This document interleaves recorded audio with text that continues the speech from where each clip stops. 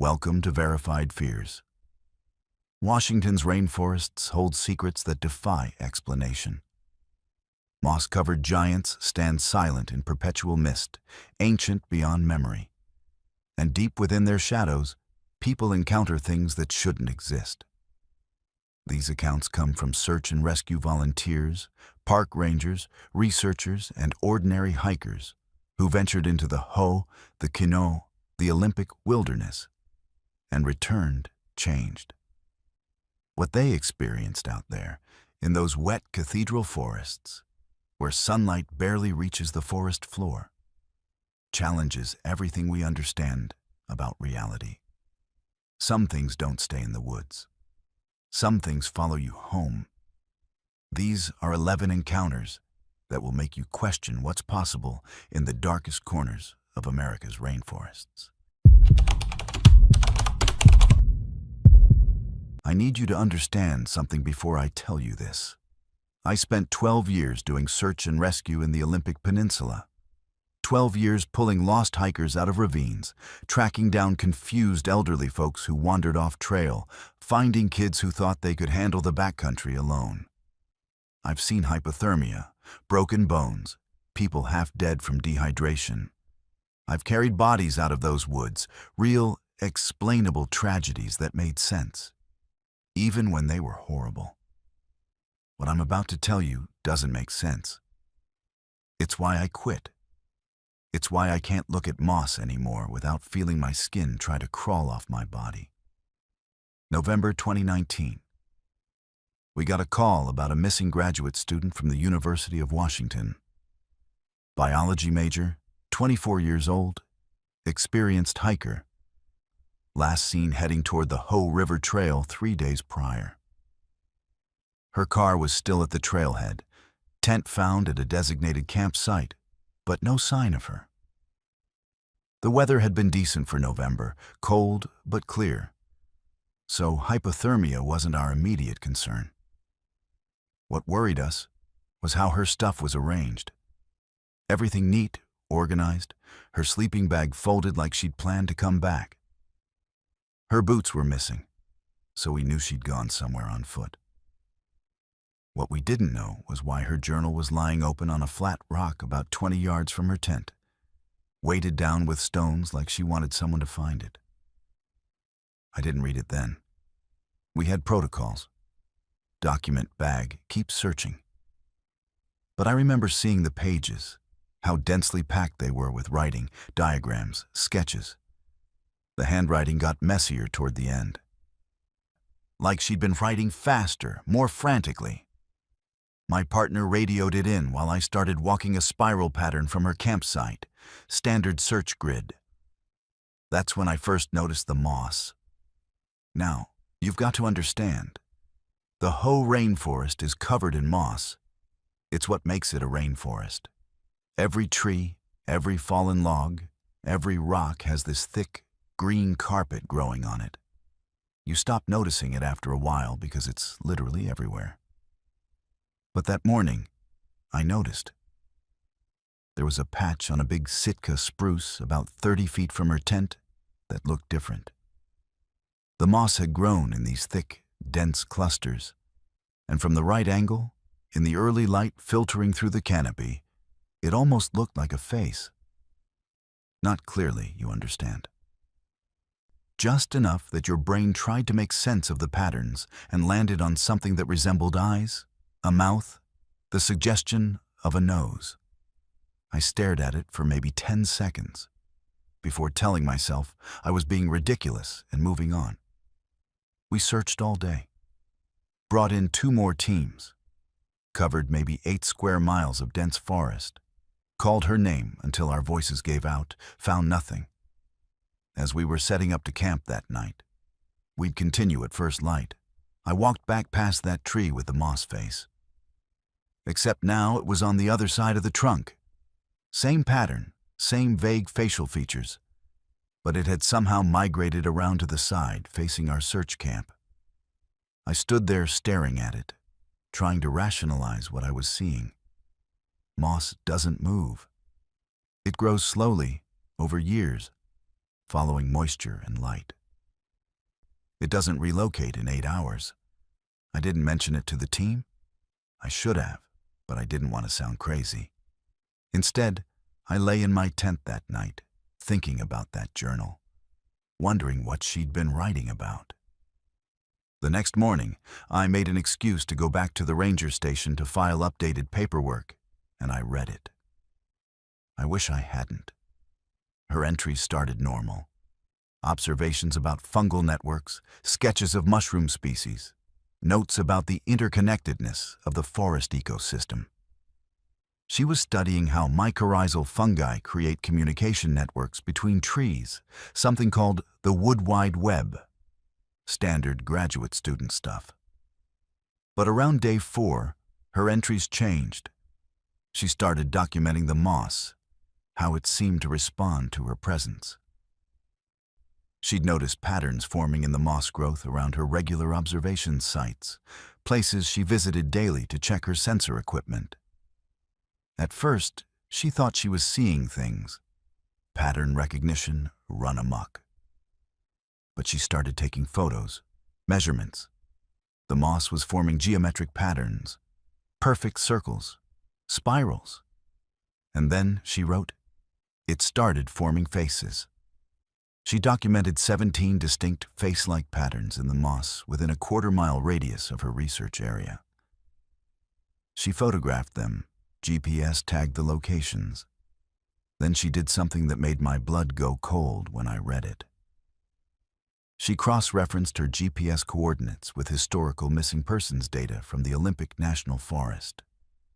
16 of her 17 moss faces were growing at the exact spots where hikers had disappeared between 1974 and 1998. Some of those cases I knew about. Some I'd been too young to remember, but had heard the stories. But she'd found the locations, not the general areas where people were last seen, but the precise coordinates where, based on her research, she believed they'd actually vanished. The 17th face was at her campsite. It hadn't been there when she arrived. It appeared on her 3rd night on a tree at the edge of her tent's clearing. She'd measured it, photographed it. The pattern was still forming, she wrote. It wasn't complete yet. And here's what made me feel like my skull was trying to crack open. She wrote that it was starting to look like her. Her last entry was written in handwriting so shaky it was barely legible. She wrote that the faces weren't just patterns. They were responding. When she'd spoken out loud, trying to rationalize what she was seeing, the moss had moved. Not slowly, not the way plants grow, but deliberately, like something underneath it was shifting position. She'd watched moss reshape itself over the course of an hour, spiraling tighter, forming clearer features. Eyes that seemed to track her. A mouth that appeared to open. She wrote that she could hear something. Not with her ears, she clarified, but in her head. Like a whisper in a language she almost understood. The word she kept using was calling. The forest was calling something, and that something was using the faces to look back. Her final sentence was, I need to know where the 17th person is. I need to know if it's me. I radioed my team, told them to meet me at her original campsite. I needed to see that moss face she'd photographed. When we got there, I found her camera in her tent. We'd missed it the first sweep. It had been in her sleeping bag. I pulled up her photos. 17 faces, exactly as she'd described. The last one, the incomplete one at her campsite, was the worst thing I've ever seen. The moss had grown in these dense, almost hair-like clusters at the top, and the spacing of the eye-like patterns matched human proportions too closely to be coincidence. I could see what she meant about it looking like her. Then I looked at the tree where she'd taken the photo. The moss pattern had changed. It was complete now. The features were fully formed, eyes, nose, mouth, even the suggestion of bone structure underneath. And it did look like her, I had her driver's license photo from the missing persons report. I held it up. The resemblance was impossible but undeniable. One of the younger guys on my team pointed to another tree. Another moss face, this one crude, just starting to form. He made it into a joke. Said maybe the forest was getting ready to make him famous too. But I saw where he was standing when I looked at the GPS on my radio. He was standing at the exact coordinates where a hiker had vanished in October 2006. We found her 4 days later. Or rather, we found her body. She was 3 miles from her campsite, in an area we'd already searched twice, lying on her back in a small clearing. There was no obvious cause of death. No trauma, no signs of a struggle, no indication of exposure or medical emergency. She looked like she'd just lay down and stopped. The coroner ruled it cardiac arrest, stress-induced, brought on by unknown factors. But here's what they didn't put in the report because there's no box to check for it. She was covered in moss. Not just lying on moss, covered in it. It had grown over her clothes, her skin, into her hair. The coroner said it must have been there before she died. That she must have been lying there for days for that much growth to occur. But we'd searched that exact spot. She hadn't been there. And moss doesn't grow that fast. I went back once more, by myself, before I turned in my resignation. All 17 GPS coordinates. Every single one had a moss face now. Complete, detailed, unmistakable faces. At the last location, where we'd found her body, the moss had grown into a perfect relief of her face, like a death mask made of living plant matter. Her eyes were open in it. Her mouth, too, like she was trying to speak. And at the edge of that clearing, on a tree I'd walked past a dozen times, there was a new face forming. Just starting. Just the vague suggestion of features. I took a photo of it with my phone, then pulled up the camera on selfie mode. I held them side by side. My stomach dropped. The moss was arranging itself to match my face, my eyes, my nose, the shape of my jaw. I haven't been back to Olympic National Forest since. That was 6 years ago. But I still check that spot on satellite imagery sometimes, when I can't sleep. The tree is still there, and the moss pattern is complete now. It looks exactly like me. Some nights, I swear I can feel it. Like being watched from 300 miles away. Like something in that forest is keeping track of me, waiting to see if I'll come back. 17 faces became 18 when she disappeared. Now I think it's waiting to make 19. I don't know what the moss is, or what's underneath it, or why it takes faces and keeps them. I just know that the forest is collecting us, one at a time, and turning us into something that doesn't die. Something that just watches, waiting in the wet green darkness for the next person to notice, to measure, to try to understand. And once you see it, once you really see it, it sees you back. That's when it starts making your face. That's when it starts calling. My grandfather told me things before he died that I wasn't supposed to share with outsiders. Our family has always walked a line between the old ways and the new world, between what the tribe knows and what gets written down in official records. He was Kino Elder, a keeper of stories, and he carried knowledge that made him careful about where he walked in the forest and when. I'm telling you this now because I think the agreement is breaking down. I think whatever my grandfather's generation promised is coming undone. And I need someone to know the truth before it's too late. Before September comes around again and more people disappear into the old growth and nobody asks why. The Kino Reservation borders the Olympic National Forest. Has for over a century. since the government drew lines on maps and told us which parts of our ancestral land we could keep. But there are older borders, boundaries that existed long before any white surveyor set foot here. And those boundaries aren't marked on any map you'll find in a ranger station. My grandfather showed me once when I was 17.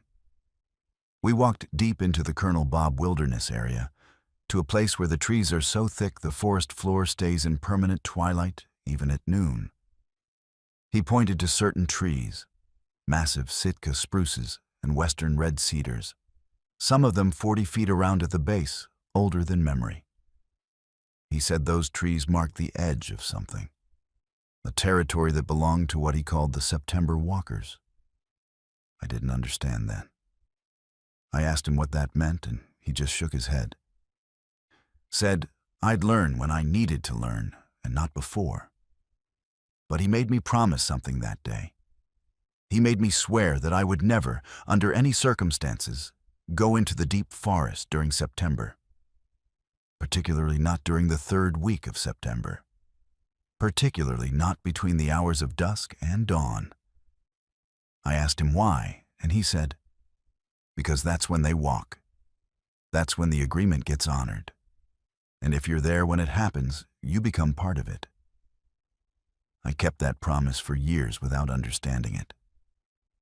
But after he died in 2019, I found his journals. He'd kept meticulous records, written in a mix of English and Kino, hidden in a locked box in his woodshop. There were dozens of notebooks spanning 50 years, and they told a story I wished I didn't know. They told me about the September Agreement, about what happened in 1954, and about why certain people in our community go missing on a schedule so predictable you could set your watch by it. In September of 1954, there was a logging operation in what's now part of the Olympic National Forest. This was before the expansion of protected land, when timber companies were cutting everything they could reach. There was a camp set up about 15 miles from Lake Quinault. Maybe 200 men working the operation. According to my grandfather's journals, the loggers had pushed into an area that the tribe had warned them about. There were old stories about those particular groves, about things that lived in the oldest parts of the forest, about why certain stands of trees were never cut, even when our people needed cedar for canoes or redwood for houses. But the logging company didn't care about tribal warnings. They cared about board feet and profit margins. The camp disappeared over the course of 3 nights in mid-September. Not abandoned, disappeared. 200 men, their equipment, their trucks, everything. The first night, 70 men vanished. The remaining workers radioed for help, said something was walking through the camp after dark, said the forest was moving, said trees were in different places than they'd been at sunset. The second night, another 60 men. By the third night, the few who were left had barricaded themselves in the main building, and they radioed one final transmission before the line went dead. My grandfather had a transcript of that transmission in his journal. The last thing they said was, "They're not human. They're shaped like us, but they're not human. They're made of the forest. They want the agreement honored." When the authorities finally reached the camp a week later, they found it empty. No bodies, no blood, no signs of struggle.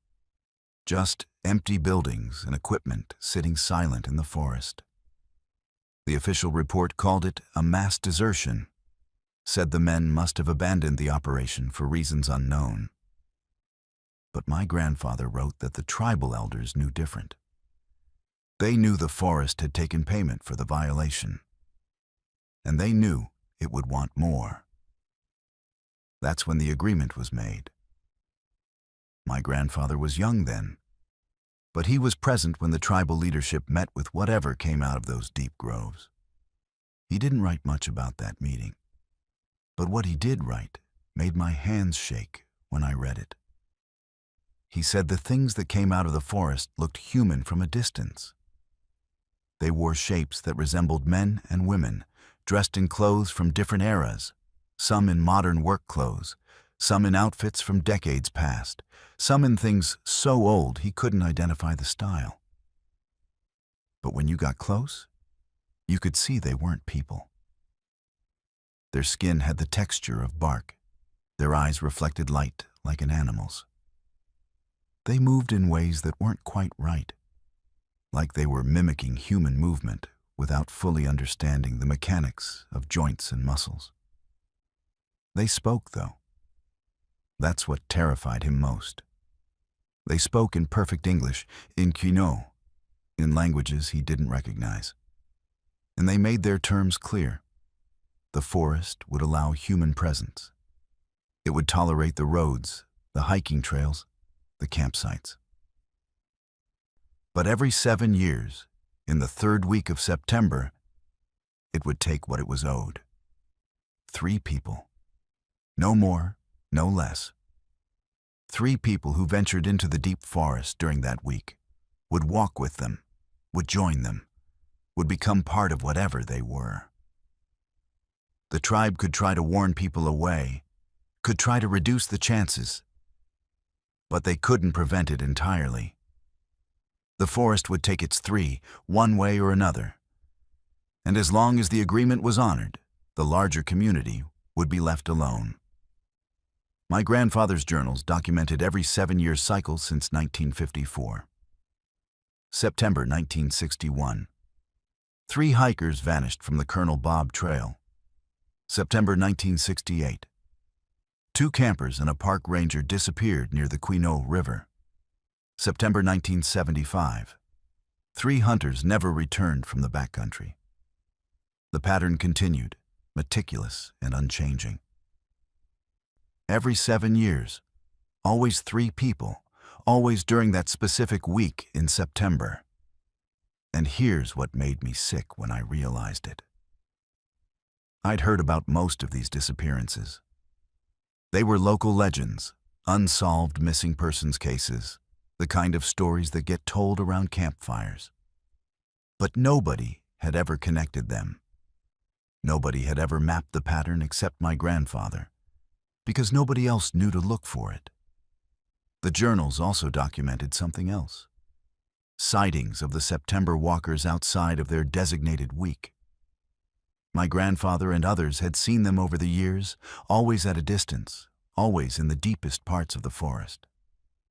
They moved through the woods in small groups, silent and purposeful, heading toward some destination that made sense only to them. And every 7 years, their numbers grew by 3. I didn't want to believe it. I told myself my grandfather had been old, maybe confused, maybe mixing up tribal stories with real events. But then September 2021 came around. 7 years since the last cycle in 2014, when 3 backpackers had disappeared from the Enchanted Valley Trail. I decided I needed to know. I needed to see if the September walkers were real or just a story that had consumed too much of my family's fear. I broke my promise. I went into the forest during the 3rd week of September. I picked a vantage point on a ridge overlooking one of the deep valleys my grandfather had marked in his journals, and I waited. I brought camping gear, binoculars, a camera. I told myself I'd stay distant. Just observe. Just prove to myself one way or another whether any of this was real. I saw them on the 2nd night. They came at dusk, emerging from the old growth like they'd been standing among the trees all along, and simply decided to become visible. I counted 27 of them. They moved in single file through the valley below, following no trail I could identify, walking with that wrong gait my grandfather had described. Too smooth, no wasted movement, like watching animatronics programmed by someone who'd studied human walking but never quite captured it. They were dressed in different clothes, different eras. I could make out jeans and flannel, older wool coats, things that might have been from the 1970s or 80s. One of them was wearing a park ranger uniform. They walked for maybe 20 minutes before disappearing back into the forest.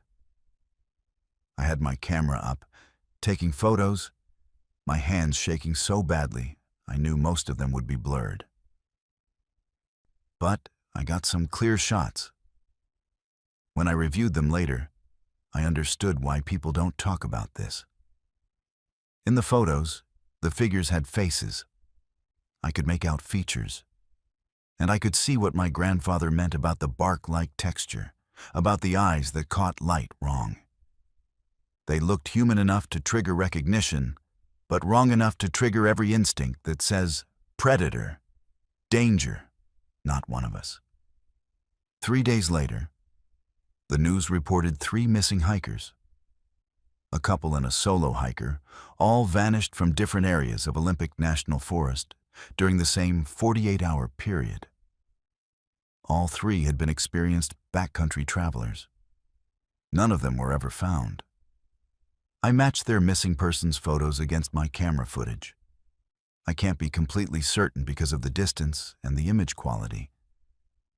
But I think I saw them. I think they were walking with the others that night, before anyone reported them missing. I think the forest had already chosen them, and they'd already become September walkers, and they just didn't know it yet. My grandfather's journals have one more detail that keeps me up at night.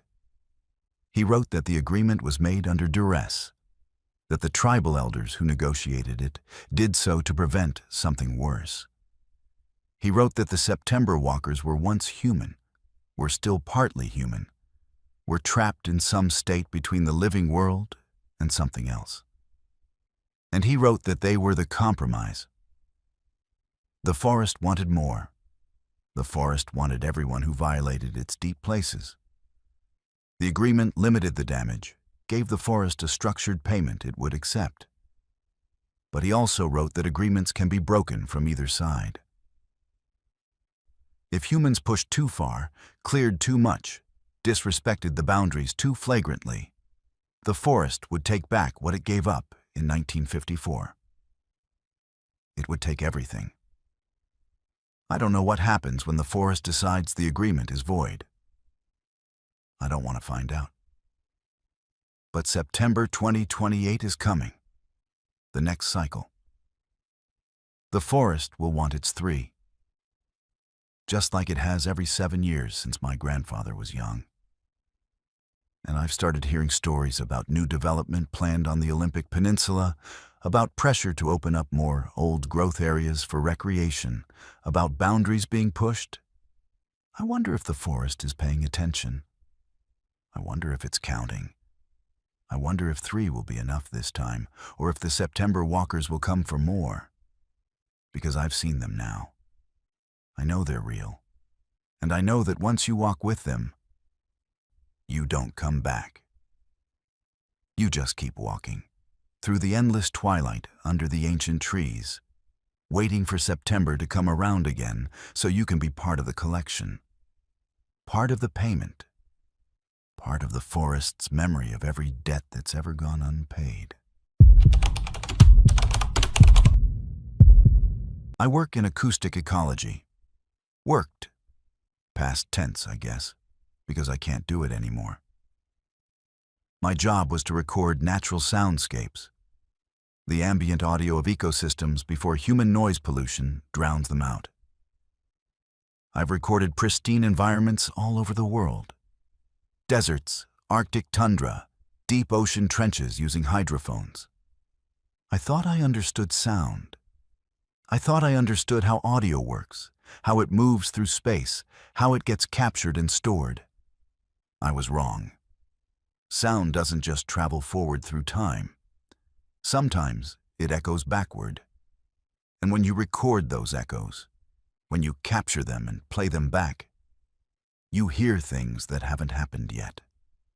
Things that you're going to do. Things that you're going to say. Your own voice, speaking words you haven't thought of yet. Making decisions you haven't made. And once you've heard yourself in the future, You can't unhear it. You can't change it. You can only watch yourself walk toward it like a recording playing out exactly as captured. This started in October 2022. I was conducting a long-term study in the Kino Rainforest section of Olympic National Forest. The goal was to document the acoustic properties of old-growth forests. How sound behaves differently in those ancient, moss-covered environments compared to second-growth or managed forests. I set up recording stations at specific intervals throughout a 5-square-mile area, each one equipped with high-sensitivity microphones capable of capturing frequencies above and below human hearing range. The equipment ran continuously, 24 hours a day, creating a detailed audio map of the forest over time. The first 3 weeks were exactly what I expected. I recorded rain dripping from moss, wind moving through the canopy, the calls of varied thrushes and winter wrens, the occasional elk bugling in the distance. I'd sit in my camp at night with my headphones on, listening to the day's recordings at different speeds, isolating specific frequencies, documenting patterns. It was exactly the kind of pristine data I needed. Then on day 23, I noticed something in the overnight recording from Station 7, positioned about a mile northeast of my camp, near a particularly dense grove of Sitka spruce. There was a voice. Human voice. Male. Speaking clearly despite being maybe 100 yards from the microphone based on the audio signature. At first, I thought it was another hiker, someone passing through after dark, even though that section of forest wasn't near any marked trails. I isolated the frequency, cleaned up the background noise, and listened again. The voice was saying coordinates, GPS coordinates, latitude and longitude, spoken in that precise military format. 47.9389 north, 123.8521 west. I pulled up my mapping software and plotted the coordinates. They pointed to a location about 2 miles south of Station 7, in an area I hadn't planned to hike to yet. I marked it for future investigation and moved on with my work. The next night, Station 7 picked up the voice again. Same voice, same precision, but different coordinates. These ones pointed to a spot even farther south, near the Colonel Bob Wilderness boundary. The third night, it happened again. New coordinates. I plotted this one too, and that's when my stomach dropped. The third set of coordinates pointed to exactly where I was planning to hike the following day to check on Station 12. I hadn't told anyone my hiking plans. I hadn't written them down. I'd only decided that morning which station to check next based on battery levels and data storage capacity. But the voice on the recording from the night before had given me the exact coordinates of where I would decide to go. I sat in my tent staring at my GPS unit, at the plotted point that matched the recording, trying to rationalize what I was hearing. Maybe it was a coincidence. Maybe someone else was doing survey work in the area and happened to mention those coordinates. Except nobody else was authorized to be conducting research in that section of forest. I checked. It was just me. I did something then that I regret. I recorded myself. I set up my primary recorder next to my camp chair and just started talking. I said, "This is October 19th, 2022. It's 3:47 p.m. I'm sitting at my base camp. Tomorrow I'm planning to hike to Station 12. Then I gave the coordinates out loud, the exact same ones the voice had spoken the night before. I played back the recording. My voice was identical to the voice on Station 7's recording. Same cadence, same tone, same precise articulation of the numbers. But Station 7 had captured it 18 hours before I spoke those words. It had recorded my future voice. I should have left then.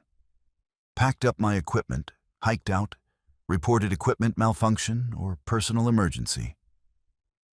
But I'm a scientist, I needed to understand. I needed to collect more data.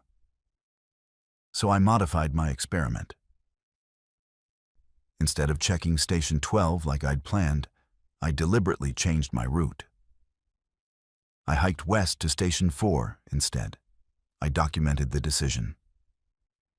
I recorded myself saying out loud, "I'm changing plans. I'm going to Station 4 instead. I'm not going to Station 12. I felt like I was proving something, taking control back.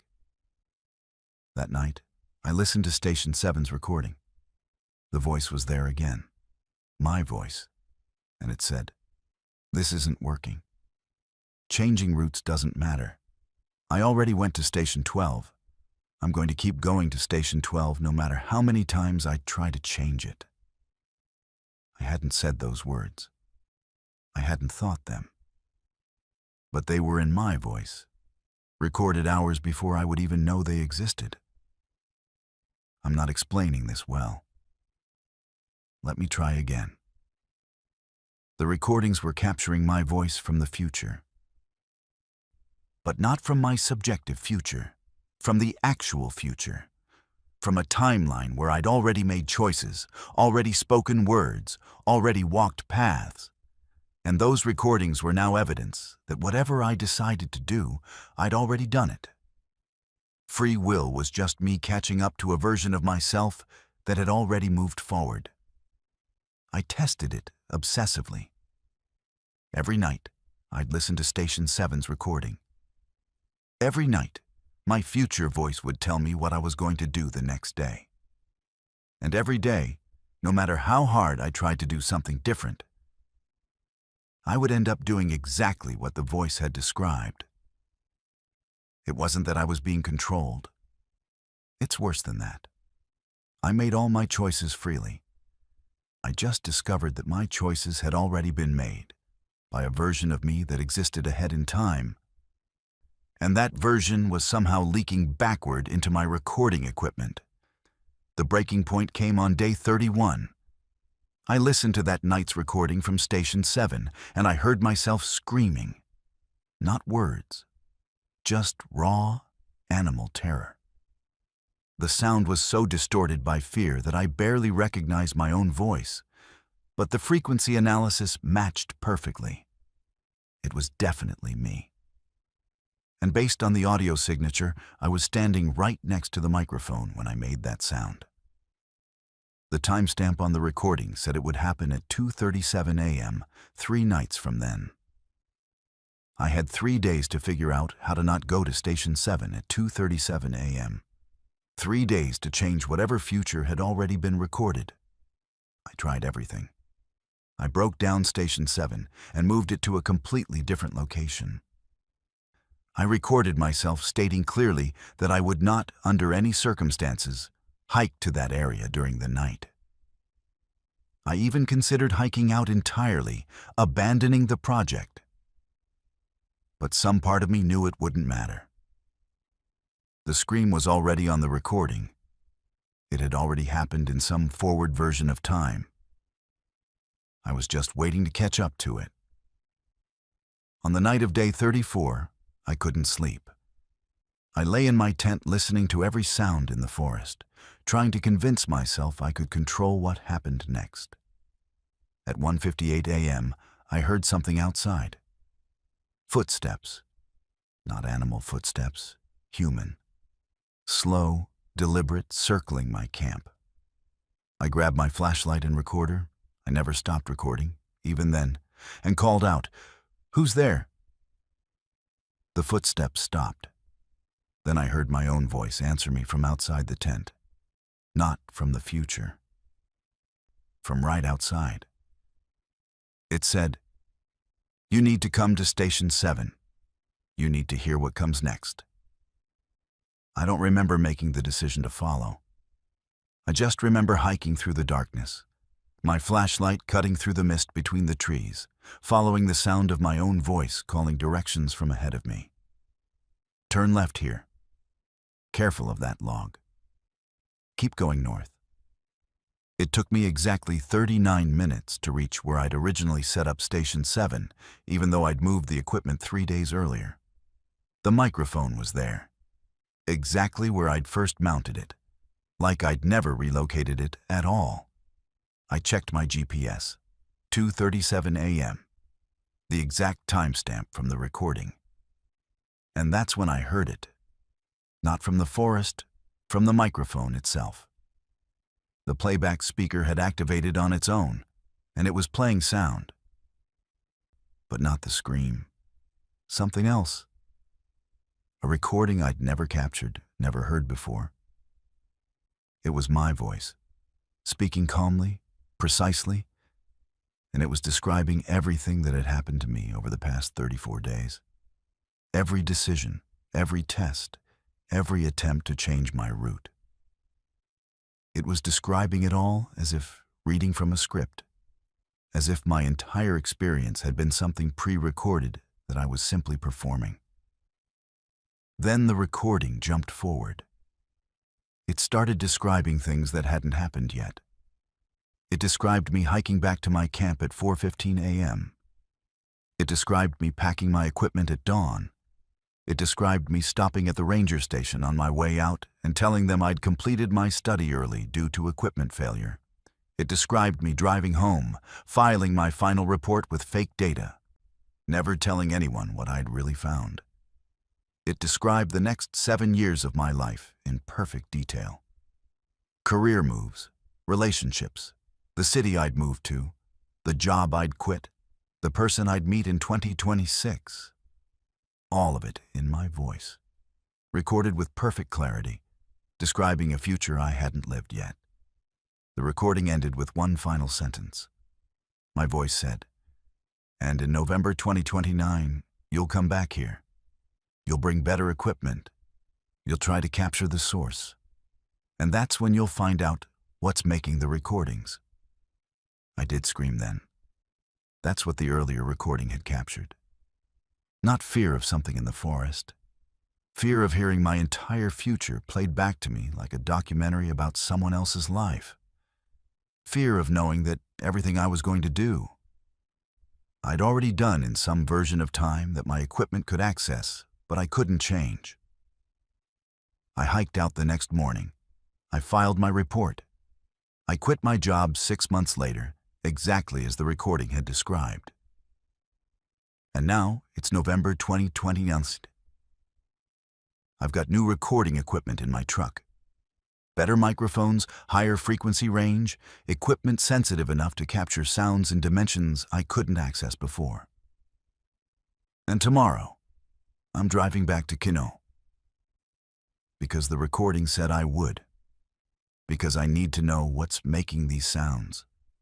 What's reaching back through time and capturing futures that haven't happened yet.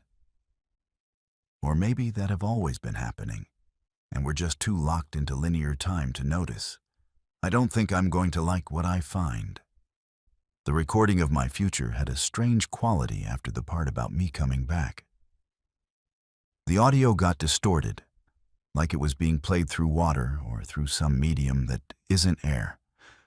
And underneath my voice describing my return, there was another sound.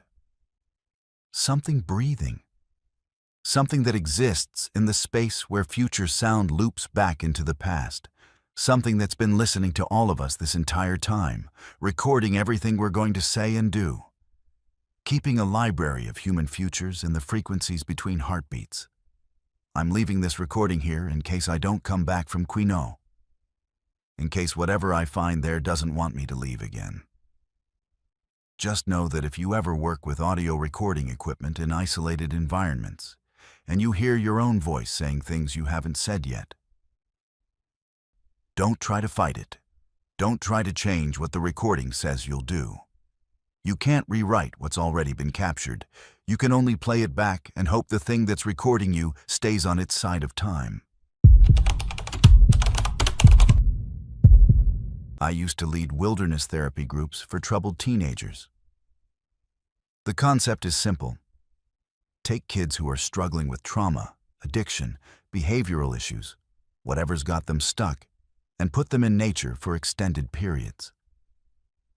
Teach them survival skills, self-reliance. Give them space away from the chaos of their regular lives. I believed in it completely. Believed that the forest could heal people if you gave it the chance. I don't believe that anymore. Because I've learned that the forest doesn't heal. It just reveals. It shows you what's been waiting underneath everything you think you know about the world. And sometimes, what it shows you can't be unseen. Sometimes the forest demands more than you're willing to give, and it doesn't care whether you're ready or not. This happened in October 2021. I was leading a group of 6 teenagers, ages 15 to 17, all court-mandated to complete the program, on a 3-day trek through the Olympic National Forest near the Sol Duc Falls area. We'd done 2 days without incident. Good weather, good group dynamics. Kids were actually engaging with the experience instead of just counting down hours. On the 3rd day, we were hiking back toward our pickup point when the weather turned. And I mean turned fast. 1 minute we had partial sun breaking through the canopy. The next minute the sky went dark and we had wind tearing through the trees and rain coming down so hard you couldn't see 10 feet ahead. We needed shelter immediately. This wasn't the kind of storm you wait out under a tarp. This was the kind that drops branches, floods trails, creates hypothermia conditions in minutes. I scanned our surroundings, trying to remember if there were any established shelters or structures nearby. Nothing. We were in deep old growth, miles from the nearest ranger station. Then one of the kids, Marcus, 16, quiet kid who barely talked, pointed ahead and said, "There, that tree." I looked where he was pointing and saw it. A massive western red cedar, had to be 15 feet in diameter at the base, and it was hollow. The opening faced away from the wind, a natural entrance maybe 4 feet tall. Perfect emergency shelter. We pushed through the underbrush and scrambled inside, all 7 of us fitting into the hollow interior with room to spare. The tree was ancient, the inside space maybe 10 feet across, the walls thick with that distinctive cedar smell. It was dry. It was protected. It was exactly what we needed. We settled in.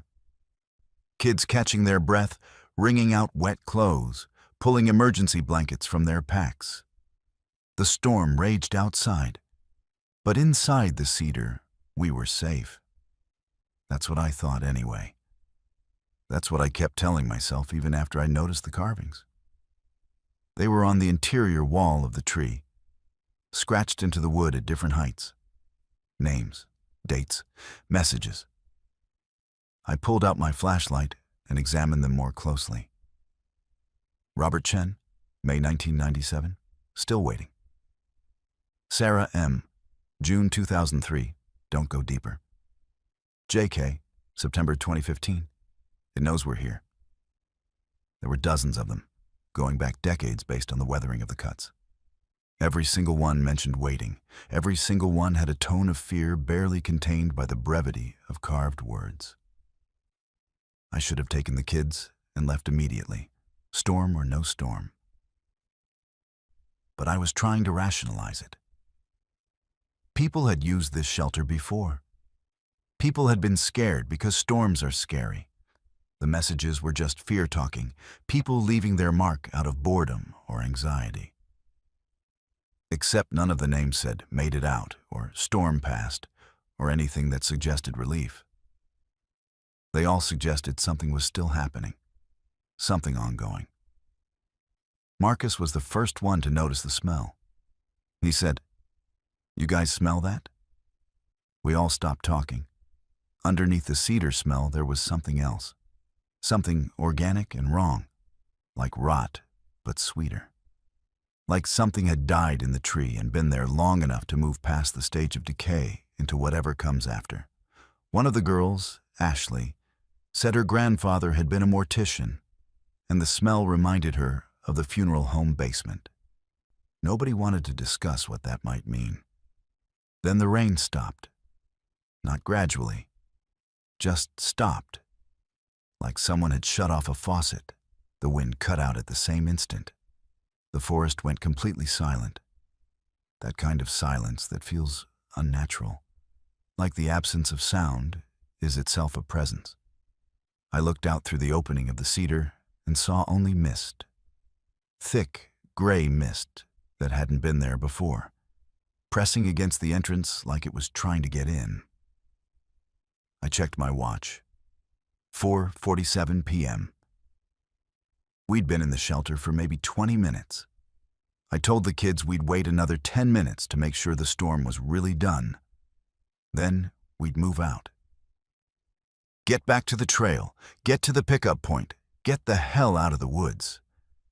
But when I looked at my GPS unit, it wasn't working. No signal, which was normal in the deep forest, but it wasn't even tracking our position anymore. The screen showed our location as coordinates that didn't make sense. Numbers that put us somewhere in the middle of the Pacific Ocean. That's when we heard the voices. They came from deeper in the tree, from the back of the hollow space where the interior narrowed into darkness. Whispering at first, then gradually louder. Multiple voices overlapping, all saying the same thing. Stay in the tree. Don't leave the tree, it's waiting outside. The kids heard it too. I watched their faces go pale, watched them instinctively press against the walls away from the dark interior. I aimed my flashlight toward the back of the hollow. The beam only penetrated maybe 6 feet before the darkness seemed to swallow it. But I could see that the interior went back farther than should be physically possible. The tree was 15 feet in diameter, which meant the hollow should have been maybe 10 feet deep at most.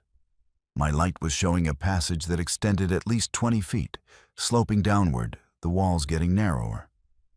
And there were things on those walls, not carvings.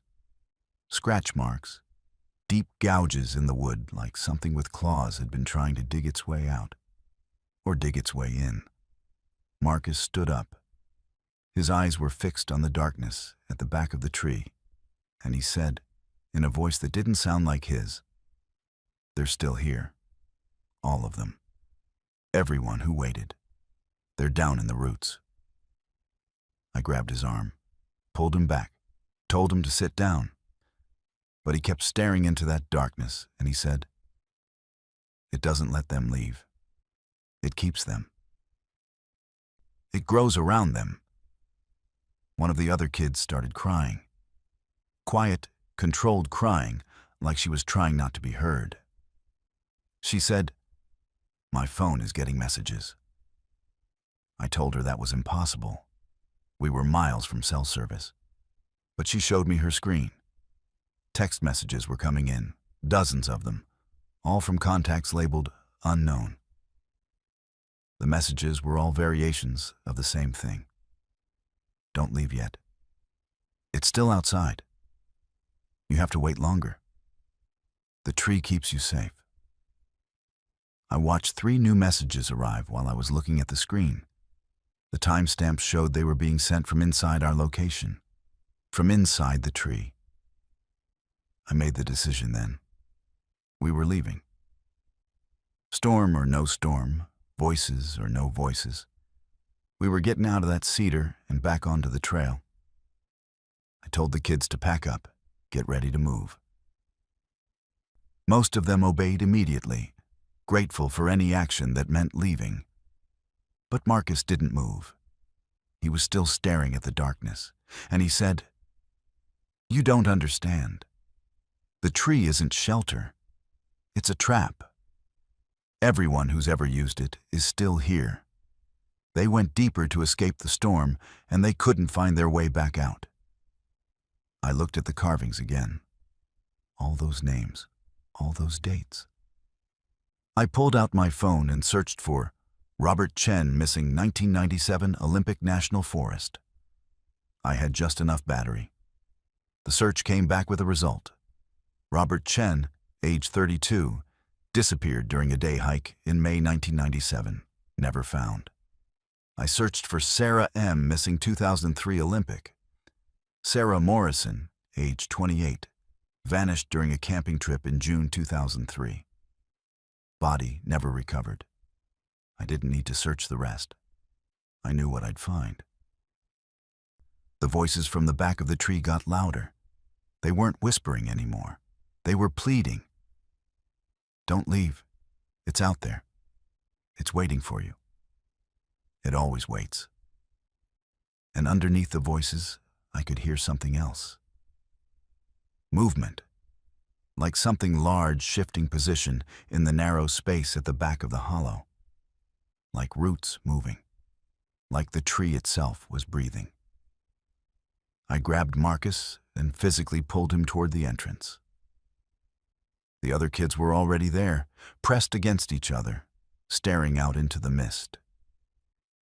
I looked out with them and understood why they were hesitating. The mist had shapes in it. Human shapes, barely visible, standing in a circle around the tree. Tall figures, perfectly still, watching the entrance. Waiting.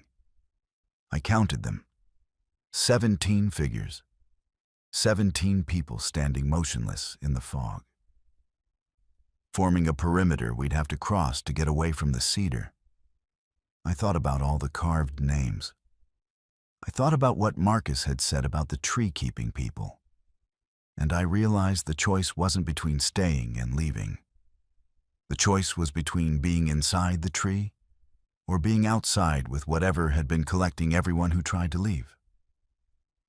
We ran. I'm not proud of it. But we ran. I shouted for the kids to stay together, and we crashed through the perimeter of figures. They didn't move as we passed. They just watched. Their faces were wrong. Too gray, too still. Mouths slightly open like they were trying to speak, but had forgotten how. One of them reached out as we passed, not to grab, just to touch. Their fingers brushed my jacket, and they felt wrong. Cold and hard like bark. We made it back to the trail. We made it to the pickup point. We made it home, all 7 of us. But here's the thing that keeps me awake at night.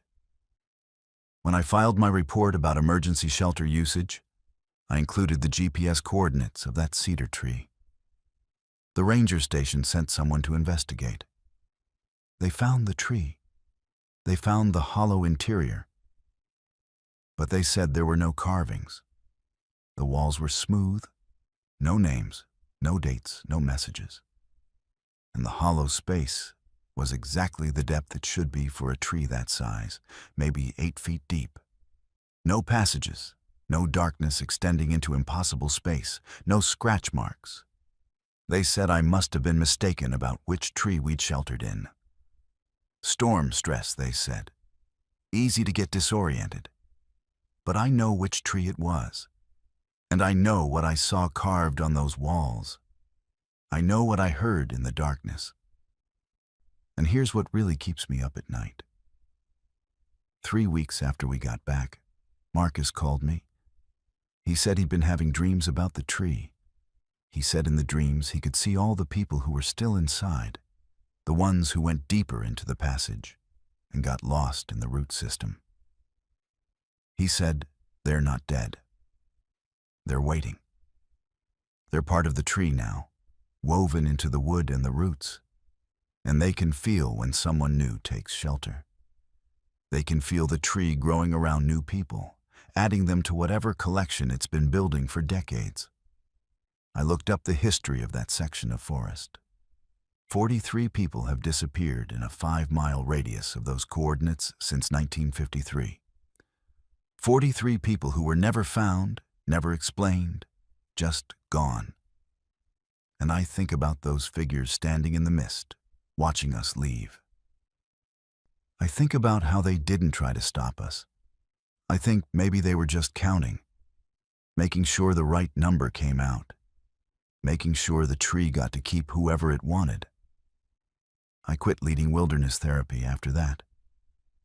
I tell people it's because of burnout, because the work got too heavy.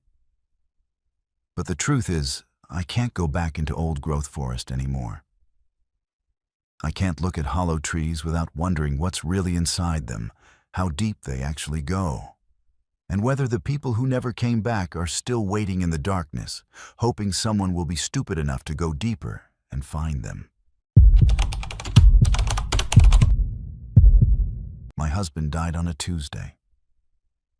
I remember because we were supposed to have dinner with friends that Thursday, and I had to call them and cancel. "There's been an accident," I said. Like it was something that had just happened to us randomly, not something that took him away permanently. Park ranger, 23 years on the job, died doing what he loved, everyone said at the funeral. A rock slide near Lake Quinault. They recovered his body. We had a casket, a burial, closure. That's what everyone told me I should be grateful for. Closure, as if knowing exactly how your husband died makes it easier somehow. As if seeing his ranger uniform folded at the funeral makes the empty house feel less empty.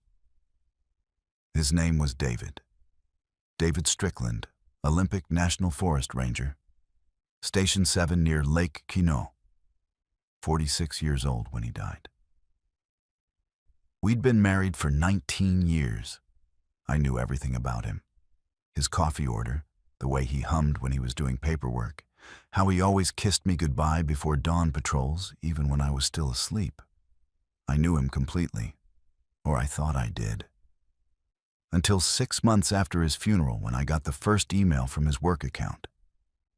It came through on a Sunday morning. I was sitting at the kitchen table with my laptop, paying bills, trying to figure out how to manage everything on one income now. The notification popped up.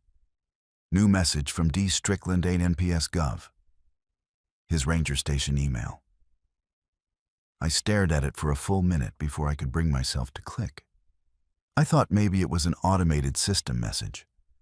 Some bureaucratic loose end that hadn't been cleaned up. The Park Service isn't great about deactivating accounts when people die. But when I opened it, it wasn't automated. It was personal. The subject line said, "Patrol Report, Sector 7F." The message was brief, written in David's style, efficient, detail-oriented, the way he always wrote his reports. It said, "Completed patrol of Sector 7F. Trail conditions nominal. Encountered 2 hikers near marker 14. Advised about weather conditions. No incidents to report. We'll continue monitoring the northwest quadrant tomorrow. DS." I checked the timestamp. The email had been sent at 6:47 a.m. that morning, 6 months after David died, from his work computer at the ranger station. I called the station immediately. The ranger who answered said nobody had been in that morning. The station didn't open until 9 on Sundays. And David's office had been cleaned out months ago, his computer decommissioned, his access credentials deleted from the system. There was no way anyone could send email from his account. I told myself it was a glitch, a delayed message from before he died, finally making its way through some server error. I archived it and tried to forget about it. Then 2 weeks later, another email arrived. Same sender, same format. Patrol Report, Sector 9A. This one described a patrol route David had never worked. Sector 9A was in a part of the forest he'd never been assigned to, an area that wasn't even in his district. The report mentioned trail markers that didn't exist according to current park maps. It mentioned a ranger station designation, Station 12, that I couldn't find any record of. I started researching.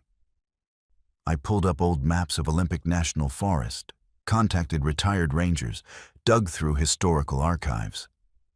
I found references to a Station 12 in documents from the 1970s, but it had been decommissioned in 1981. The area had been reclassified, the trails renumbered. David couldn't have been patrolling there because there was no "there" anymore. Not in the version of the forest that existed in 2018.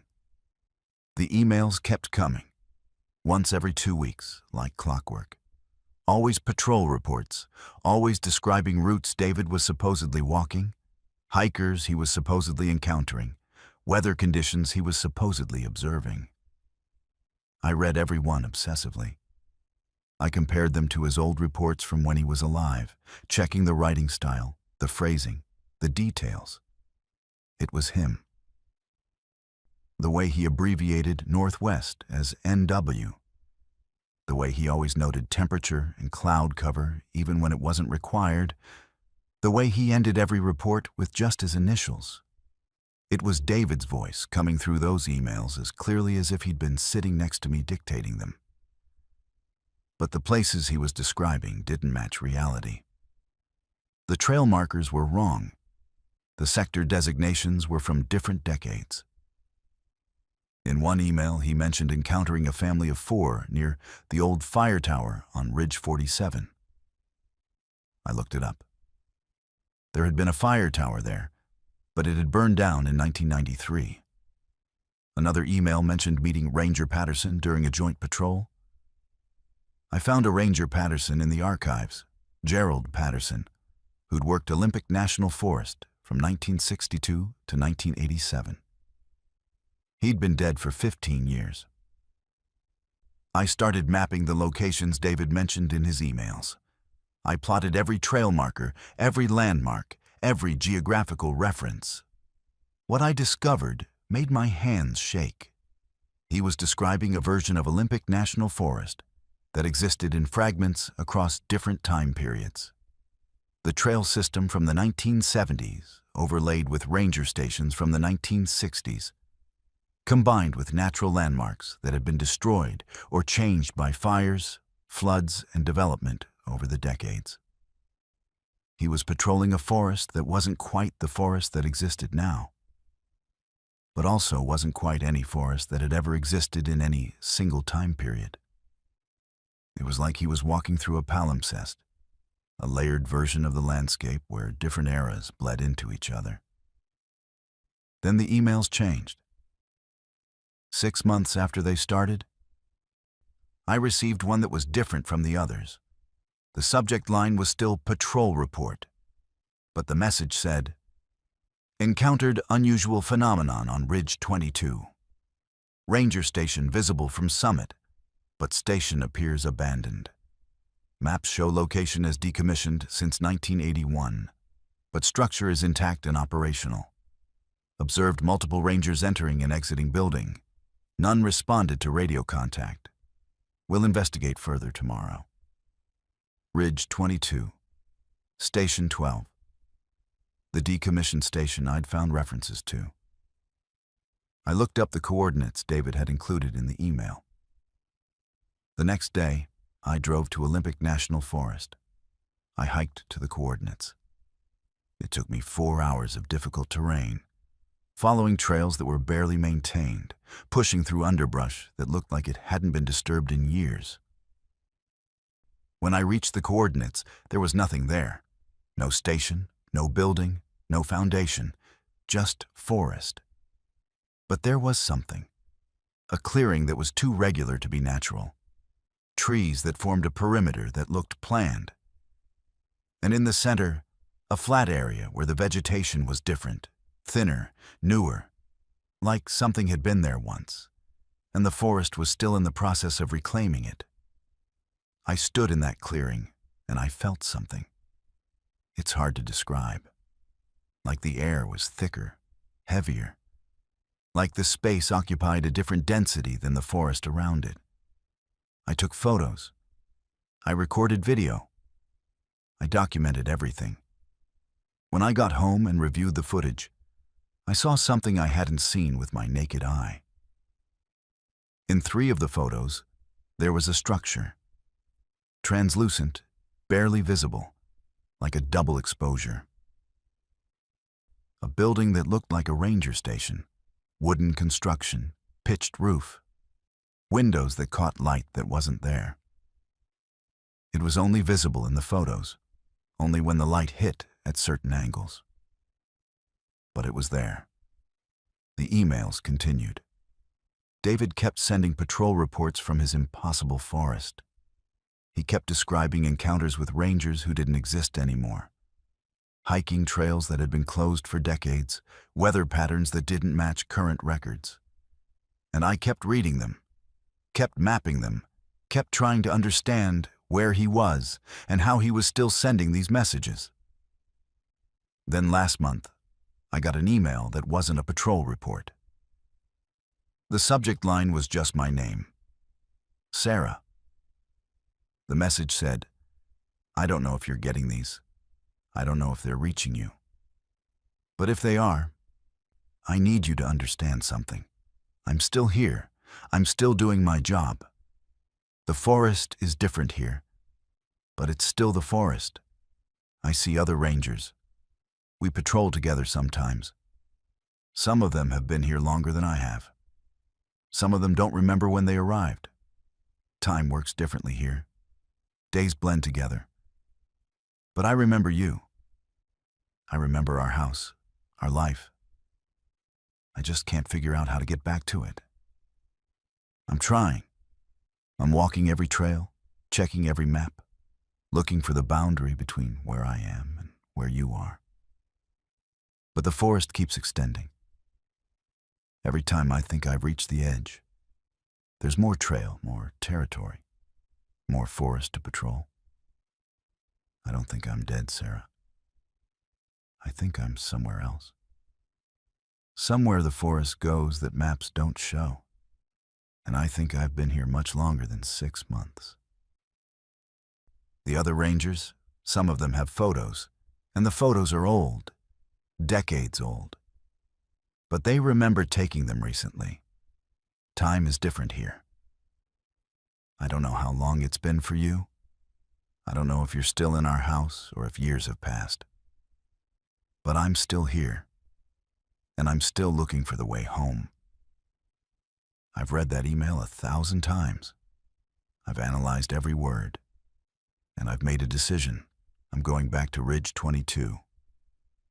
I'm going back to those coordinates where the station doesn't exist, but somehow does in photographs. Because if David is stuck somewhere the forest hides, somewhere between versions of time where dead rangers still walk their patrols, then maybe there's a way in. Maybe there's a boundary I can cross if I know where to look. I've been receiving more emails. They're coming more frequently now. Every few days instead of every 2 weeks. The most recent one arrived this morning. David said he saw the station again. He said this time he went inside. He said there were records there, logs going back to 1952, all written in different hands, all documenting patrols through forests that don't quite match reality. He said one of the logs was his. David Strickland, assigned to Station 12, continuous patrol since 2018. But the log showed entries spanning 7 years. 7 years of patrols, 7 years of reports, all compressed into the 6 months since his death. He said he found something else too. A map on the wall of the station, hand-drawn, showing trails that connect different versions of the forest across different times. And one of the trails leads to a marker labeled Boundary Outside. He said he's going to follow it. He said if he can find that boundary, maybe he can cross it. Maybe he can come home. I don't know if any of this is real. I don't know if I'm reading emails from my dead husband or if grief has broken something in my brain and I'm hallucinating meaning from automated server errors. But I know I'm going back to those coordinates. I know I'm going to that clearing where the station exists in photographs, but not in reality. And I know I'm going to wait there until either David comes back or I figure out how to follow him into whatever version of the forest has been collecting rangers for decades. His last email ended with this. I can see the boundary now. It looks like a trail marker, but it's made of something that isn't wood. It's made of something that looks like forest, but isn't forest. I'm going to touch it tomorrow. If I don't send another email after that, it means I either made it back to you or I got lost somewhere even deeper. Either way, I love you. I've loved you through every version of time I've walked through here. And if the forest has been keeping me, at least it let me keep that. That was 3 days ago. I haven't received another email since. Tomorrow morning, I'm hiking to Ridge 22. I'm bringing camping equipment, enough supplies for a week. I'm bringing printouts of all his emails, all the maps I've made, all the evidence I've collected. And I'm bringing his wedding ring, the one they gave me after the funeral. Because if there's a boundary between the forest he's walking and the forest I know, maybe something that belonged to both of us can help me cross it. Maybe love is a frequency that works in dimensions that maps don't show. Maybe that's what the emails have been all along, not messages from a dead man, but a signal from someone who's just walking trails that exist in spaces between moments, waiting for someone to notice and follow. I'll let you know what I find. If I find anything. If I come back. I study fungi. Not the kind you find in grocery stores or the kind that grows on old bread. I study mycorrhizal networks, the vast underground web of fungal filaments that connects trees and forests, allowing them to share nutrients, water, and according to recent research, possibly information. It's called the Wood Wide Web, and it's one of the most fascinating biological systems on the planet. Or it was fascinating before I understood what it actually does. Before I realized that when we talk about forests communicating, we're not using a metaphor. We're describing something that's been watching us, studying us, learning our patterns with an intelligence we're not equipped to comprehend.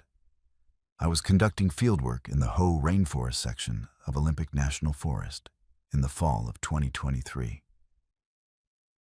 The project was straightforward: map the mycelium network distribution across a 5-square-kilometer area, document the connections between Douglas fir and Sitka spruce populations, measure nutrient transfer rates. Standard ecological research.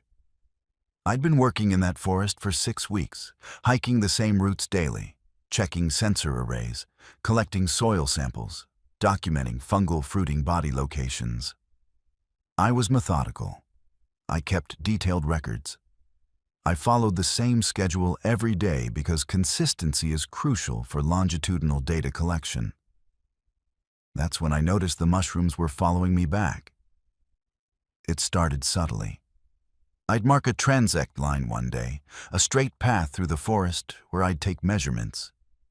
And the next day, I'd find clusters of honey mushrooms growing along that exact line.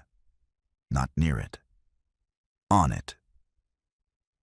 Perfectly aligned with my path, like someone had drawn a dotted line with fungal fruiting bodies. I thought it was coincidence at first. Mushrooms grow where conditions are right. Moisture, nutrients, the right substrate. Maybe I was unconsciously choosing paths where those conditions existed. But then I started finding them in places I hadn't walked yet. I'd plan my route for the next day, plot it on my GPS, mark the waypoints I needed to hit. And the next morning, before I started hiking, I'd find mushroom clusters at those exact waypoints. Chanterelles, oyster mushrooms, various Amanita species, all appearing overnight in perfect clusters at coordinates I hadn't physically visited yet. I started documenting it. I photographed every occurrence, recorded GPS data, collected samples. The mushrooms were real. They weren't hallucinations or misidentifications. They were genuine fruiting bodies growing in patterns that matched my planned movements. Then I realized the patterns went deeper. I pulled up my field notes from the previous 6 weeks and mapped every location where I'd found mushroom clusters. When I overlaid that map with my hiking routes, the correlation was perfect. Every single mushroom patch I'd documented corresponded to a place I'd walked within the previous 72 hours. The mycelium network was tracking my movements with precision. It was responding to my presence, by producing fruiting bodies along my paths. The forest was marking where I'd been. I'm a scientist. I needed a controlled experiment. So I did something deliberate. I planned a route that went against all my normal patterns, west instead of my usual northeast trajectory, through difficult terrain I'd been avoiding, to a section of forest I had no research reason to visit. I documented my decision, wrote down the exact route, time-stamped my notes. Then I went to bed without hiking it, planning to walk it the following day. At 4 a.m., I couldn't sleep. I kept thinking about the mushrooms, about the network, about what it meant that a fungal colony could predict where I was going to walk. I got up and hiked to my planned route in the dark using my headlamp. I wanted to see if the mushrooms would be there before I walked the path. I needed to know if the network was responding to my presence or something else. They were there. Clusters of ghost mushrooms, a bioluminescent species that glows faintly in darkness, marking my planned route like runway lights.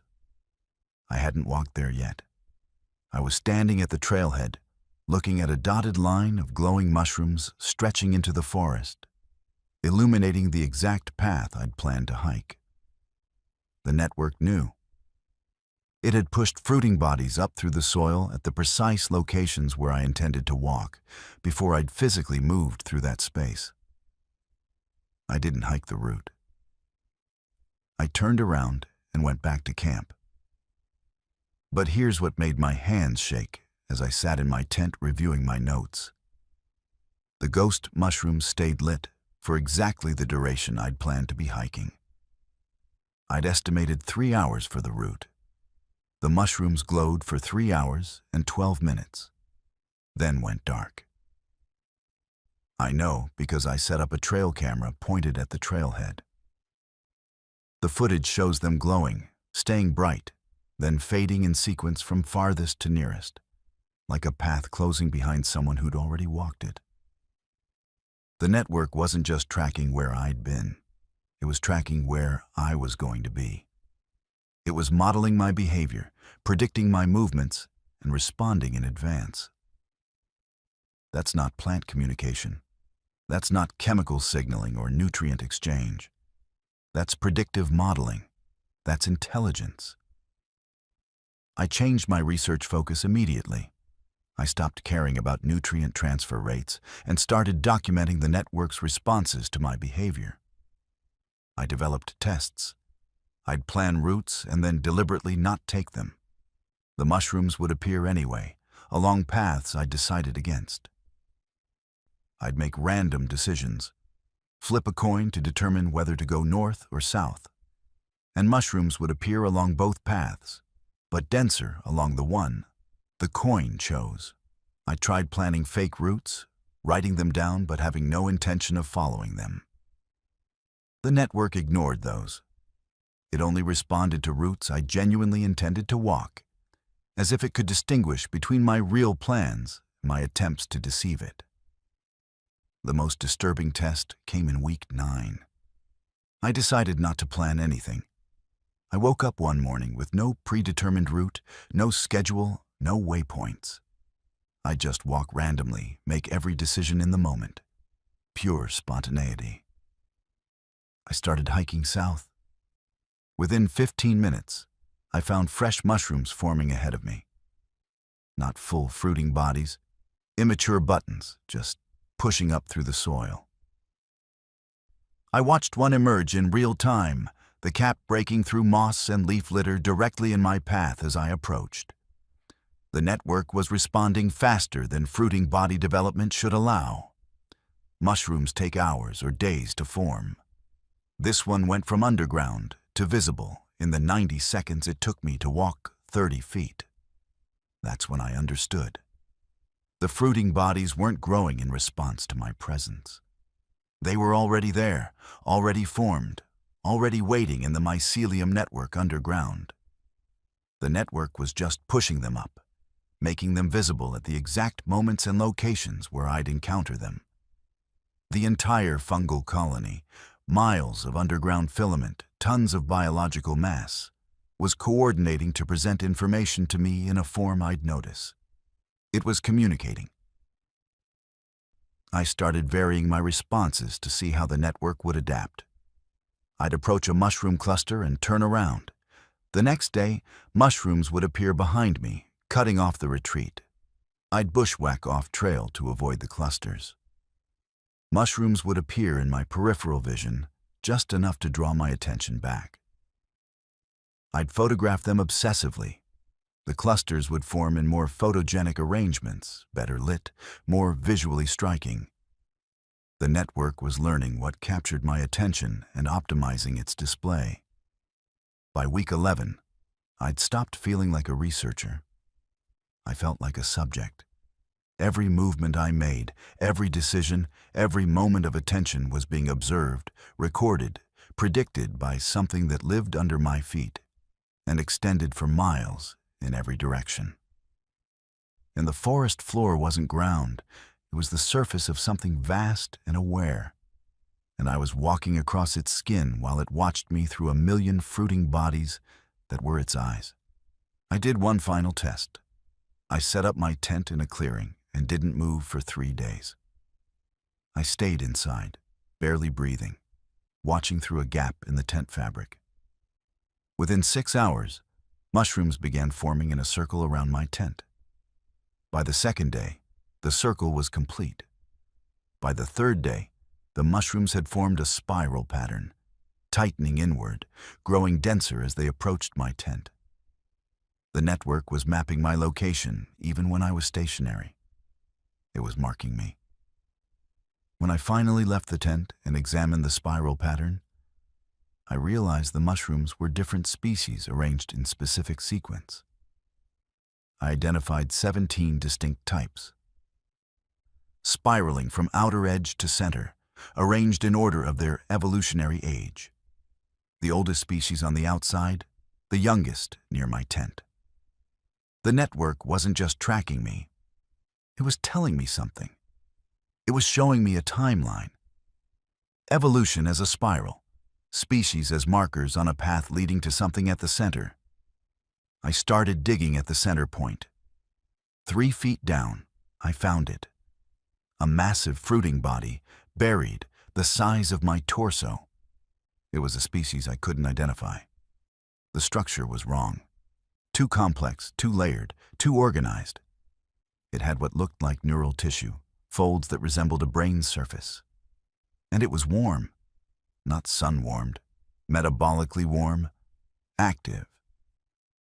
I collected a sample, brought it back to my lab for analysis. The genetic sequencing came back with results that didn't make sense. The sample contained DNA from 17 different fungal species, the same 17 that had formed the spiral. But they were integrated, not contaminated, not mixed, genetically fused into a single organism. The mycelium network wasn't just connecting trees. It was connecting to itself, merging species across evolutionary boundaries, creating something that shouldn't exist according to everything we know about how fungi work. And that's when I looked at my own behavioral data.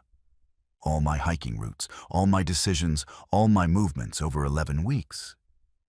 When I mapped them and overlaid them on the forest topography, they formed a pattern too. A spiral. I'd been walking in tightening loops around that central clearing without realizing it. The network hadn't been following me. It had been guiding me. Every mushroom cluster I'd chased, every path I'd followed, every decision I'd made had brought me closer to that buried, fruiting body. I thought I was observing the network's behavior. The network had been curating my behavior, leading me through a choreographed experience that ended with me finding exactly what it wanted me to find. I left Olympic National Forest the next day. I filed my final report with fabricated data. Nothing about the predictive mushrooms, nothing about the spiral, nothing about the thing buried at its center. I destroyed my real notes. I tried to forget. but I can't stop thinking about what that buried fruiting body was. Was it a hub? A processor? A brain coordinating miles of mycelium network? And if it was thinking, what was it thinking about? I've been checking satellite imagery of that section of forest, the area where I worked. It's changing. The canopy cover is denser. The tree growth patterns are too uniform. And when I zoom in as far as the resolution allows, I can see patterns in the forest floor vegetation, spirals, dozens of them, all different sizes, all with clearings at their centers. I think the network is still conducting experiments.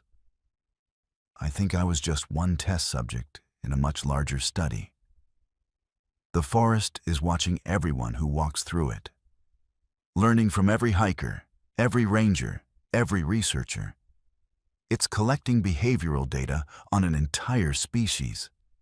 And whatever it's building under that clearing, whatever those spirals are cultivating, it's been doing it for longer than we've been walking upright. We thought we were studying the wood wide web. We had it backward. The network has been studying us, learning what makes us move, what patterns we follow, what triggers our attention. And now that it understands us, now that it can predict us, I think it's ready to do something with that knowledge. I don't know what mycelium wants. I don't know if want is even the right word for what something that ancient and distributed experiences. But I know it's aware. I know it's intelligent. And I know it's been watching us stumble through its forest, mapping our behaviors, waiting patiently while we congratulated ourselves on discovering its existence. We thought we found the network. The network let us find it. And now it knows exactly how we think. I buy storage unit contents for resale. It's not glamorous work, but you find interesting things sometimes. Vintage furniture, collectibles, the occasional item that's actually worth money. Most of it's junk. People's abandoned lives packed into metal boxes, forgotten, auctioned off when the rent goes unpaid. I've learned not to get sentimental about it. You can't wonder about the people who owned this stuff or why they left it behind. You just sort, price, sell, move on. That was my approach until I bought Unit 247 in Tacoma and found the photographs. Now I can't stop wondering. Now I wish I'd never opened that box. The unit belonged to someone named Gerald Vance. Died in 2019, no next of kin. Storage fees unpaid for 18 months before the facility auctioned the contents. Standard story. I won the bid for $300. The unit was mostly what you'd expect. Old furniture, boxes of books, camping equipment from the 80s. But there was a large plastic tub in the back labeled Olympic Peninsula, 1983-1998. Inside were hundreds of photographs. Not digital, actual prints, the kind with dates stamped on the borders in orange numbers. Landscape shots mostly. Mountains, forests, rivers. Beautiful work, actually. Professional quality. I figured I could sell them as vintage art prints, maybe get a decent return. I started sorting them by date and location to make cataloging easier. That's when I noticed him. The figure. He appeared in the background of a photo dated June 12, 1983.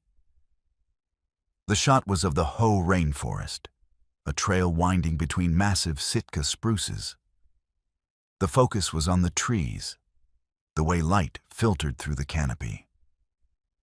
But if you looked carefully at the background, maybe 60 feet back on the trail, there was a person, tall, maybe 6.5 feet, wearing dark clothing, standing perfectly still, facing the camera.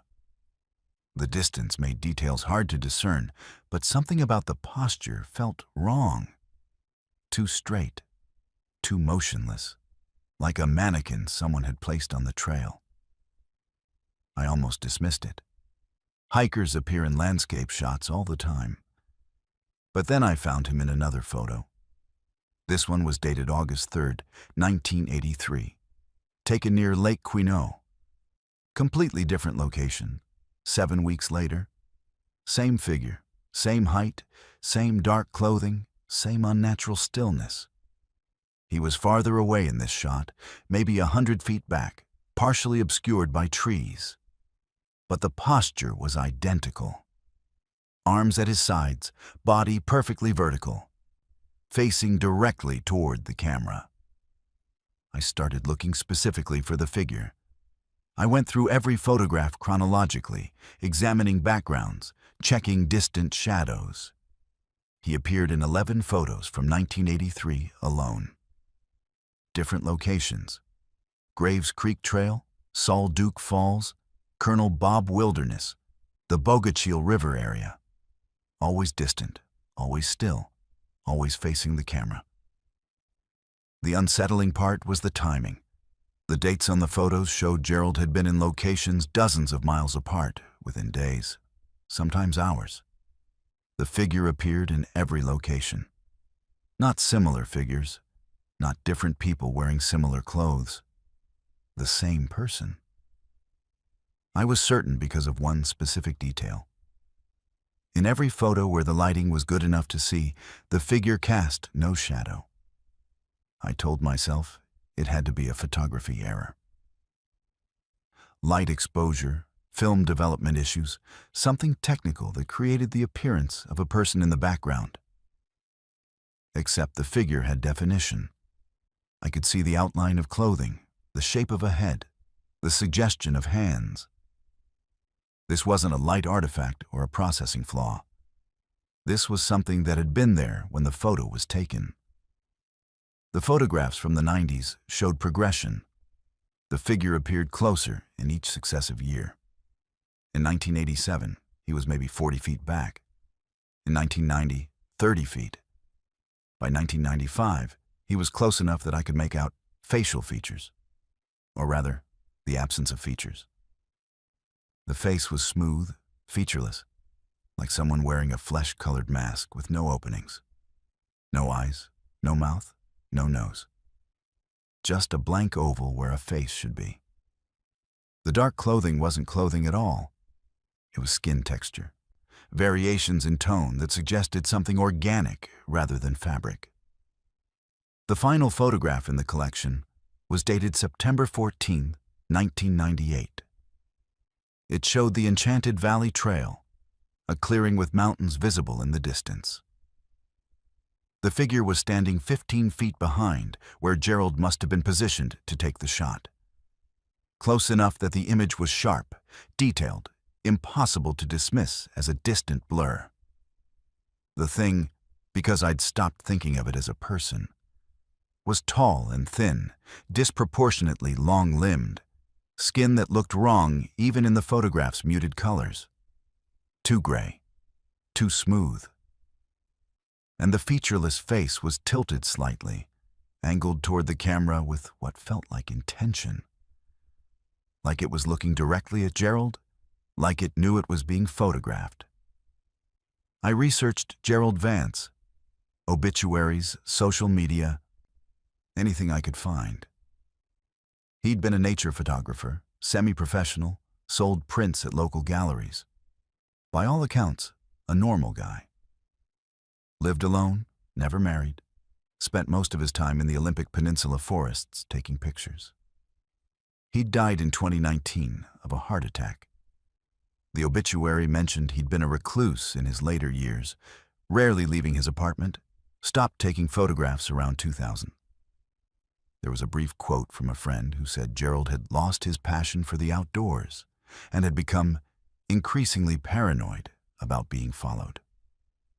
I found Gerald's camera in the storage unit, an old Canon AE-1, well-maintained but not used in years. The final roll of film was still inside, never developed. I took it to a photo lab, paid for development and scanning. The roll had 24 exposures. 23 were blank, completely black, as if taken with the lens cap on. The 24th showed Gerald's apartment. The photo was taken from inside, pointing at a window. Standing outside the window, face pressed against the glass, was the figure. The featureless face filled most of the frame. Behind it, I could see Gerald's reflection in the window glass. An old man, terrified, holding the camera with shaking hands. The date stamp said December 3rd, 1999. Gerald had photographed the thing looking into his apartment window. Then he'd apparently stopped taking pictures entirely. I should have left it alone. Should have thrown the photographs away, sold the camera, moved on. But I couldn't stop thinking about the progression. The thing getting closer over 15 years, following Gerald from the forest trails to his home. I started researching disappearances in the Olympic National Forest, missing hikers, unexplained incidents. I found patterns. 47 people had vanished from the areas where Gerald had photographed that figure between 1983 and 1998. Most were never found. The few bodies that were recovered showed signs of what the reports called prolonged exposure, but couldn't explain why experienced hikers would stop moving, stop seeking shelter, just stand in place until they died of hypothermia. Then I made a mistake. I posted 3 of the photographs online, asking if anyone could identify what the background figure might be. Photography defect, I suggested. Weird light anomaly. I wanted someone to give me a rational explanation. The post got some attention. People suggested lens flares, double exposures, tricks of shadow and light. But 2 people sent me private messages. One said they'd seen the same figure in their own photographs from Olympic National Forest, taken in 2004. The other said their father had taken similar photos in the early 70s, and the figure had appeared in those too. They'd found the photos after their father disappeared during a solo hiking trip in 1976. I asked them to send me their photographs. They did. The figure was identical. Same height, same proportions, same featureless face. The dates spanned from 1972 to 2016. Different photographers, different cameras, different film types, and later digital formats. But the same entity, appearing in the background of landscape photographs taken in Olympic National Forest, getting progressively closer to whoever was taking the pictures over months or years until the photograph stopped. Last week, I decided to visit the Olympic Peninsula myself. I'm not sure why. Maybe I wanted to prove the figure was just a photography artifact, something about the forest light that created illusions on film. Maybe I wanted to see those locations in person. I drove to the Hoh Rainforest, hiked to the spot where Gerald took his first photograph in 1983. I didn't bring a camera. I just walked the trail, looking at trees, trying to feel normal about the whole thing. I felt watched the entire time. That prickling sensation between your shoulder blades, the certainty that someone is staring at you even though you can't see them. I kept turning around, checking behind me. Never saw anyone. The trail was empty. I was alone. But the feeling persisted, intensified, until I couldn't take it anymore and hiked back to my car. When I got home, I found something in my jacket pocket that I hadn't put there. A photograph. Old, faded, the kind with an orange date stamp. It showed me on the Hoh Trail, walking away from the camera. In the background, maybe 50 feet behind me, was the figure. Tall, dark, featureless face turned toward the camera, toward whoever had taken the picture. The date stamp said it was taken 3 days ago, the day I'd visited the trail. But I hadn't brought a camera. I hadn't taken any photos. Someone, something else had. I've been checking my apartment windows at night. I've been looking at backgrounds in every photo I encounter. And I've started taking my own pictures, compulsively, documenting everywhere I go. Because if the pattern holds, if the progression continues, the thing is going to get closer. It's going to appear in more photos, move from background to middle distance to foreground. I need to know how close it is. I need to see it coming. That's what I tell myself. But the truth is worse. The truth is, I think it's already here. I think it's been standing behind me for weeks, and I just haven't looked at the right photograph yet. The one that will show it close enough to touch me. Close enough that I'll finally see what happens when it stops appearing in the background and steps into the frame completely. I found one more thing in Gerald's storage unit. His final journal entry, dated December 1999. It said, "It's outside every window now. It never moves. It just watches. I think it's waiting for me to take one more photograph. I think once I see its face up close, once I capture it in perfect detail, it will be finished collecting me. I won't take the picture. I'll never take another picture. That's the only way to stop it." Gerald died 20 years later. 20 years of living in his apartment, refusing to go outside, covering his windows, throwing away every camera he owned. 20 years of being watched by something that had followed him out of the forest. And it still found him. Eventually, it still finished whatever it had started in 1983. I don't think I have 20 years. Because I'm not hiding. I'm still going outside. I'm still looking at photographs.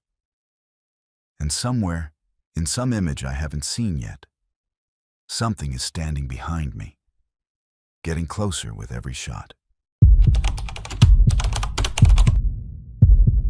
If you'd asked me before retirement, I would have told you I believed in rules, procedures, protocols. The kind you learn when you become a park ranger, how to handle emergencies, how to deal with wildlife, how to keep visitors safe. I thought following the rules was enough to keep the forest tame, keep the unknown at bay. I was wrong. There are things in that forest that do not care about rules or protocols. Things that exist beyond what any of us thought possible. And the best the Forest Service can do is try to manage the damage. Their solution? A secret manual, dozens of pages tucked away in classified ranger documents that outline what they call Category 7 phenomena. I wasn't supposed to know about it. I didn't want to know. But I did, and knowing it changed everything. I found the manual during my retirement cleanup. The Forest Service issued thousands of documents over 40 years, trail maps, safety bulletins, wildlife studies, everything. Most were boring, dusty stacks that no one wanted to file. But behind a false back in an old metal filing cabinet at Ranger Station 5, I found a thin folder marked Category 7, Restricted. I knew enough to know I wasn't supposed to open it, but curiosity got the better of me. The manual was dry, bureaucratic, filled with terminology designed to downplay its real purpose. It described sustained eye contact events, with entities the rangers never named directly, ghosts, spirits, something else. The events involved rangers encountering figures deep in the Enchanted Valley Trail who didn't speak, yet replied with movements, shapes, stares. There were specific instructions outlining escalating warning signs, lingering shadows that refused to disperse, voices heard only by select individuals, footprints appearing in impossible patterns. And the core response protocol? Maintain eye contact. Do not look away. Do not run. Wait. Wait for what? I read further.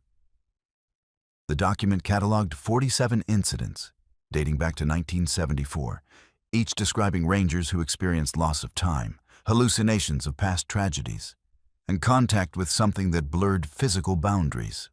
Their reports were strangely consistent. Witnesses described looking into the eyes of those things and seeing reflections of their own fears, memories, guilt. One incident was the worst. Ranger Willis, stationed in 1983, vanished after following the manual's protocol during an encounter in the Colonel Bob Wilderness. Hours later, his fellow rangers found him wandering the forest without recollection, mumbling about being trapped between the leaves and unable to return. The manual warned that some disappearances weren't accidents, but retrievals by unknown parties. These parties were not human, but something ancient. Custodians of the forest who removed trespassers from delicate balance points. Not to kill, but to contain, to absorb, to erase. I went back through my own memories. Times I'd seen something out of place.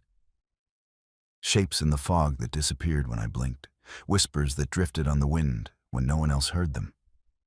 Moments where I lost hours and couldn't explain how.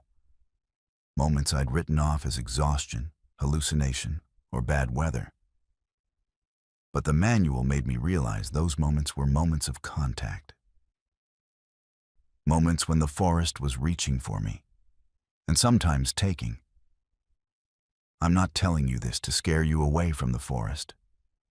You can't be scared away from something already inside.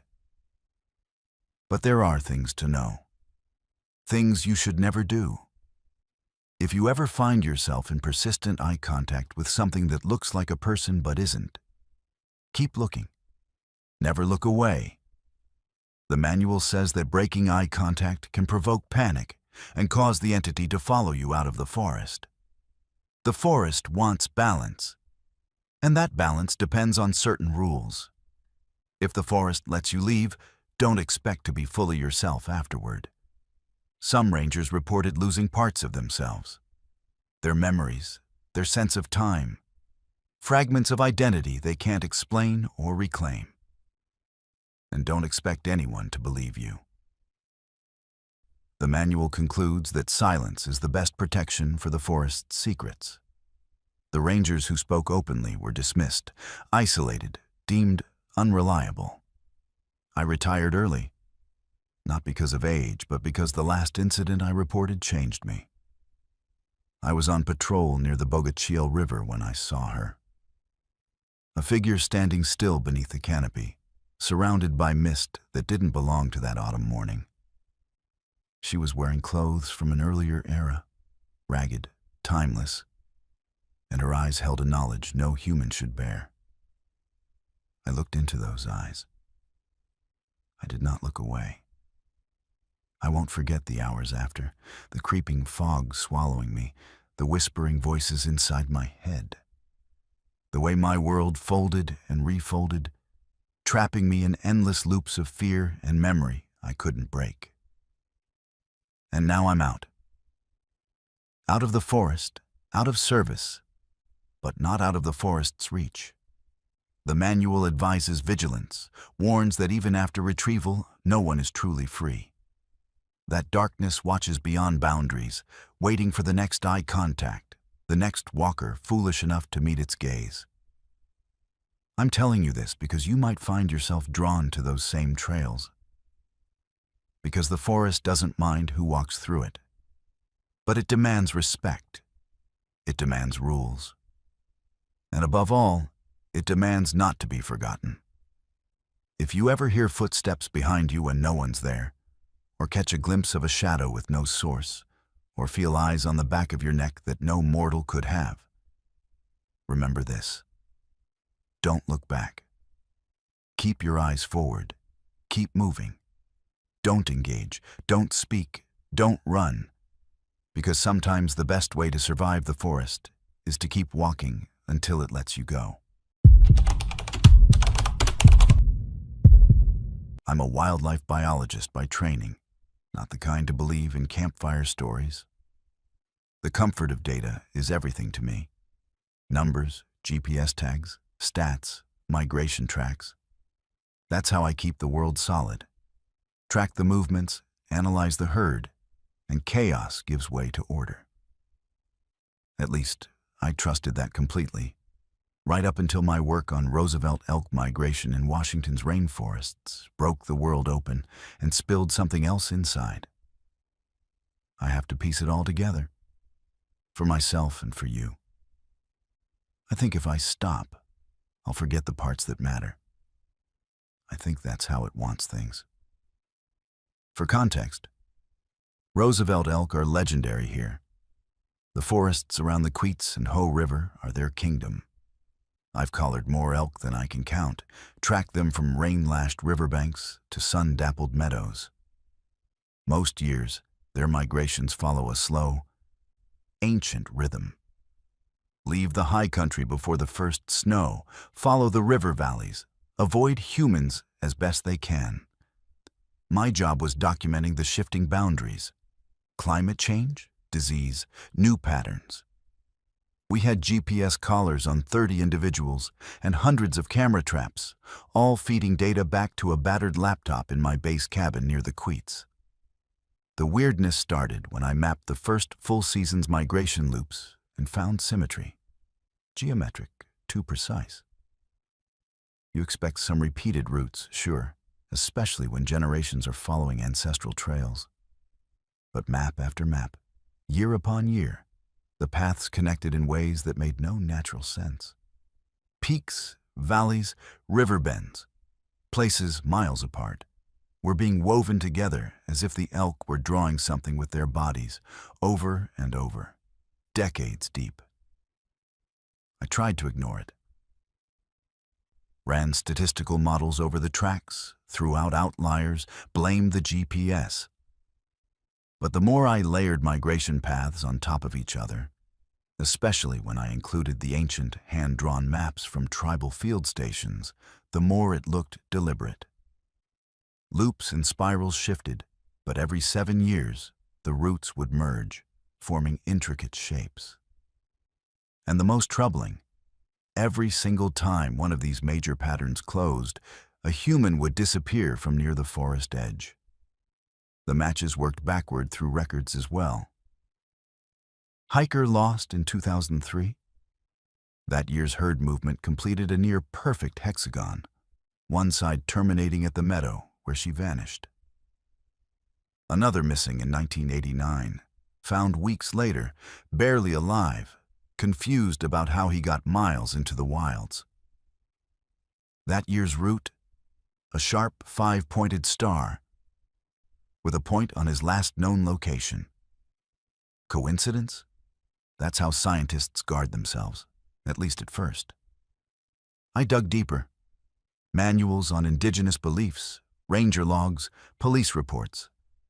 Over and over, stories that shouldn't have survived in oral tradition dovetailed with my data. The places where the world is thin. Crossings where the animals walk out of sight and are not seen. Old marks in the moss where herds gather but no hoof prints lead away from them. Like any obsessive, I started skipping other work. I abandoned sleep for mapping, covering the walls of my field station with printed overlays and pictures. The more I mapped herd movement, the more it became clear they weren't merely seeking food or safety. The forest was using them, drawing something bigger, using hundreds of hooves to trace sacred, unknowable geometry. One cold January morning, while checking cameras along a section of the Queets, I found a fresh kill. Not wolf or bear work, something different. The carcass, cow elk, pregnant, had been bent backward, spine shattered clean. No blood, no tracks in the mud, except a perfect spiral of deep holes leading away, as though the rest of the herd had moved in tight formation, then vanished into the brush. Surveying the area, I realized the churned-up earth completed one side of the most recent geometric pattern, one that, by my latest calculations, would close that year. I checked ranger logs from previous pattern closures. Each time, there was a spike in both missing person cases and strange animal deaths. One ranger, his handwritten note half smudged by rain, wrote, Sometimes I think the creatures are building a door. Not like a real door, but something you cross without knowing, and you don't come out the same. Here's the part where I should have called for help. Should have escalated to my agency or reached out to the local tribes. But the truth? I wasn't ready to see my name on a list of mad biologists, the kind who lose tenure for claiming forests can think. So I pressed on, alone. Over the next month, the elk grew restless. I found myself being followed, not by predators, but by the herds themselves, drifting across my periphery, appearing silently on ridges, always in numbers that matched the noted points of my mapped symbol. On a fog-dense morning, I traced their path from the river up through an old burn scar. My GPS started to glitch. The screen shimmered, then went dead, showing only the faint outline of the current year's migration pattern. I pocketed the device, only to realize the forest was utterly silent. No birds, no wind, not even the familiar groan of trees shifting. It felt like I'd stepped out of the world. Then, a movement. A low, steady sound of hooves. A whole segment of the herd started moving past me, not running but walking in single file, eyes fixed forward, unblinking. Every elk in the chain passed within arm's reach. No fear, just inevitability. After the last one of the big bulls, I turned back to my GPS by force of habit. It showed the final side of this year's pattern lighting up, the symbol complete at last. At that exact moment, I realized I was standing at the site of a missing hiker, a woman gone just weeks before. No one had found her body. But this was where the migration ended, where the geometric symbol closed. I tried to backtrack, but every point of the trail seemed to double and loop. It took hours to return to camp, too long for that short hike. When I finally staggered back, my laptop screen was glowing. The mapping software, which I hadn't touched, had updated itself. On the map, hundreds of geometric patterns shimmered in fine white lines, decades of movement, layered in a web no one would believe. At the bottom, a blinking message I'd never programmed. Next, 2 days. I didn't sleep. I mapped all night, realizing the next closure, the last side of the annual pattern, would line up with the footpath right outside my cabin. By morning, the elk were everywhere, moving silent in the fog, forming boundaries in the trees, sometimes staring through my windows. When I blinked, they'd be gone. I spent the day locked in, heart pounding, almost too afraid to breathe. I tried every agency frequency on the radio. Chatter was dead, no one picking up. Around sunset, I saw movement by the tree line. The elk were forming 2 perfect columns down the clearing, each facing the door. Between them was nothing at first. But then a third figure stepped into the boundary. Not an elk, not any forest animal, but a silhouette too tall and wrong-jointed, matching neither man nor beast. It paused, and though I couldn't see its face, I felt fixed by its attention, like I'd been called, not by sound but by years of data, an invitation written by my own hand. I locked the door. I waited. The columns held until darkness fell. Then they vanished. No sign, no prints, no noise except my own breathing. By dawn, everything seemed normal. The elk gone, the fog lifted, birds singing. But the laptop? The mapped pattern had shifted, adding a new symbol, the path traced perfectly from my doorstep. At the very bottom, pattern complete, subject identified. My phone rang for the first time in days. The caller ID was scrambled, but a voice spoke, a woman's, static warped, but eerily familiar. "Thank you for helping us finish the pattern," she said. Then, softer, "Please try not to remember. It's easier if you don't remember." The call ended.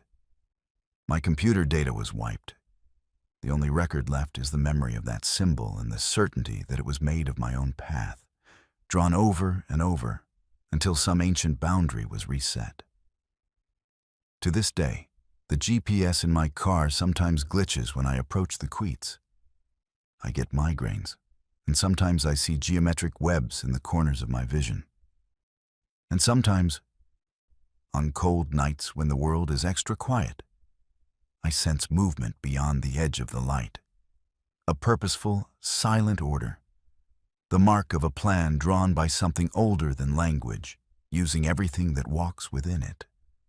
The herd moves, the symbols change, the pattern continues. And I know deep down, part of me will always be out there, drawing lines in the moss, completing shapes for eyes that are not mine.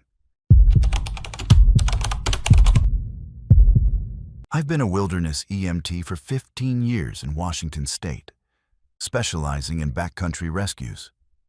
That means I've seen all kinds of things: broken bones, hypothermia, unexpected medical crises miles from help. But there's one thing I've learned that no one ever warns you about. The forest doesn't just hide physical dangers. Sometimes it hides replacements.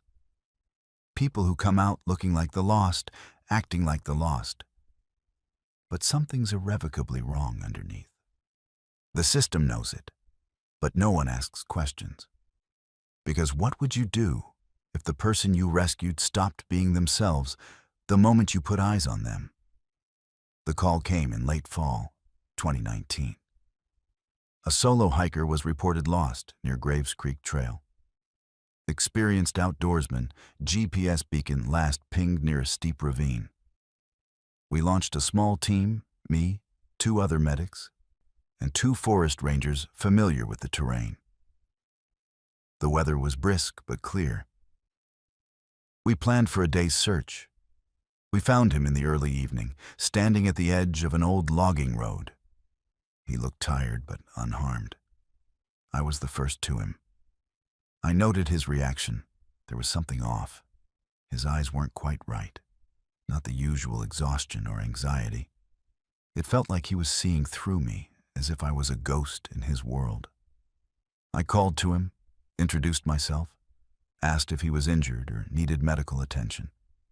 He turned fully to me and said, "I'm fine, just tired. I know the way out." But it wasn't the way out I'd studied. His verbal directions didn't line up with any mapped routes.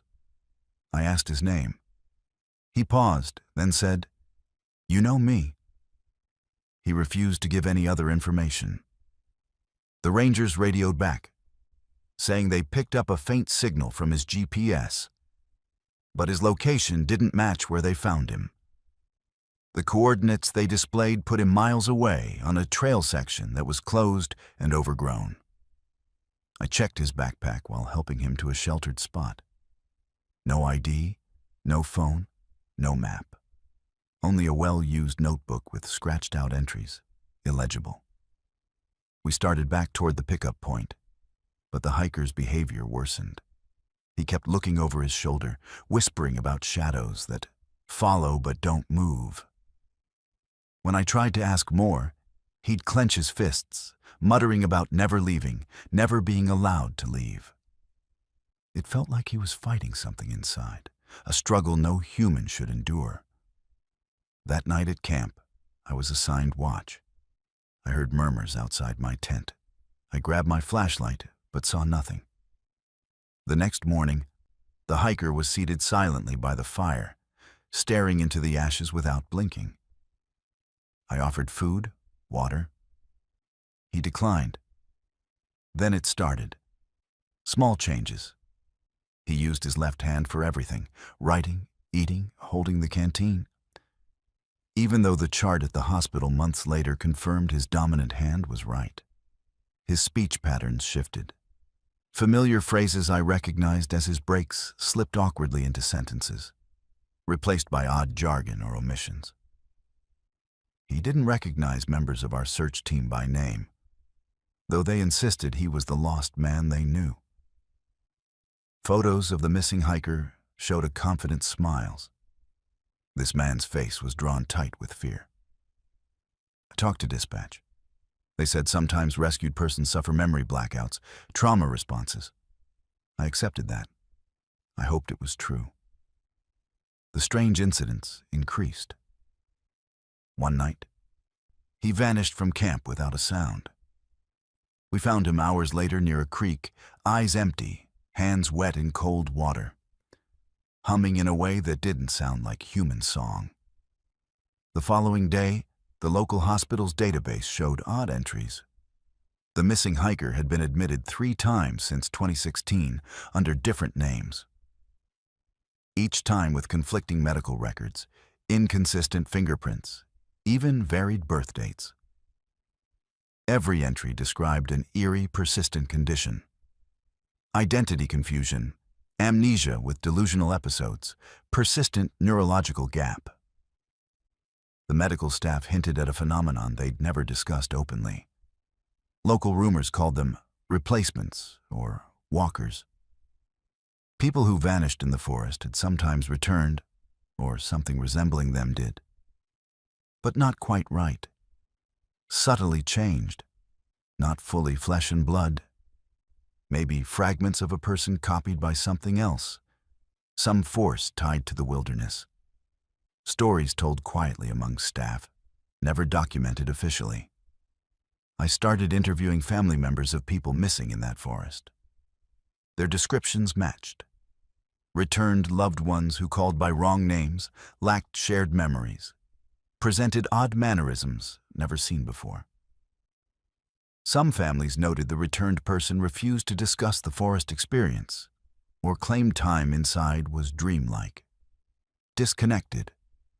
Others watched as their relative slowly lost identity, becoming someone else overnight. I believe that the forest has a way of reclaiming what is its own. And sometimes it returns something in place of what it takes. Weeks after the rescue, the hiker stopped eating entirely. He stared at me once and said, "I'm not who you think I am, but I'm all you've got now." Those words chilled me. We transferred him to a psychiatric facility, but months later, I received a call. He'd disappeared again. No trace. Since then, I avoid solo operations near Graves Creek Trail. I avoid thinking about the forest's dark edges. But sometimes, when I'm alone during a night shift, I hear faint footsteps. Not approaching, never approaching. Just footsteps pacing a slow rhythm on gravel. I catch a glimpse, a shadow dissolving like mist. That sense of being watched by someone or something, trapped between worlds and identities, waiting. Waiting for the next person to lose themselves or be replaced. I don't know how many are lost like that. I don't know if the forest chooses or if it's accidental. I only know that sometimes when you rescue someone, you don't save the person you expect. You save a shadow of a person, and no one talks about what happens after. If you ever find yourself lost in those woods, and you manage to come out, look in the mirror carefully. Not just once. Watch if your reflection lags behind, if your shadow twitches oddly. Listen for echoes in your own voice. Because sometimes the forest gives back your face, but not yourself. And that's a fate worse than anything the wild can do to flesh and bone. When I first took the job as a geological surveyor, I knew what to expect. Maps, coordinates, charting unknown terrain, standard stuff. But what I didn't realize was that the terrain I was mapping wasn't just land. I didn't realize that the very earth beneath my feet was actively resisting me. That some layers of the earth, buried deep in the forest's oldest roots, weren't meant to be charted or understood by human minds. I thought I was the one surveying the land. But it turned out the land was surveying me back. It all started on a cold morning in late October 2024. I was in the Olympic rainforest, coordinates logged in my GPS, lines traced in my survey tablet. I was mapping what should have been straightforward: ridgelines, stream courses, old logging roads. The terrain, as always, was rough, muddy, tangled with roots and moss. I had been in these woods for weeks, trying to chart a new line that would help expand the national park's boundaries, hoping to find unspoiled patches of old growth that hadn't been logged for centuries. That morning, I felt strange. I was alone, as usual, but a pull deep in my chest, like I was being watched. I ignored it. I'd felt it before. The forest's silence has a way of magnifying every tiny sound: the snapping of a twig, the distant cry of a raven, the faint rustle of leaves. I kept walking, fingertips brushing moss-covered bark, trying to focus on my task. Then the GPS flickered. Just a flicker, then gone. The screen distorted, the map twisting like a reflection in water. I tapped the device, cursed, and then realized the landscape around me had subtly shifted. The ridge where I'd stood moments ago was no longer visible. The trees looked different, twisted, more ancient, their trunks gnarled and rising at impossible angles. I stepped back, heart pounding, and watched the terrain ripple like disturbed water. That's when I saw it. Something deep beneath the earth. Not a creature or a spirit, but a presence, a shape, a memory written into the very bones of the land. I scrambled to pull out my camera, but the lens refused to focus. When I finally managed to snap a shot, all I saw was a dark patch, like an ink blot spreading beneath the soil. Something beneath the earth was trying to reach out, trying to tell me it was still alive. The further I pushed into that patch of forest, the stranger everything became. The map kept changing. Trail markers redrew themselves. Old boundaries reappeared where I knew there should be nothing but wild terrain. The maps I'd studied, the measurements I'd taken, none of them made sense anymore. The land was rewriting its history at a cellular level, and I was caught in its code.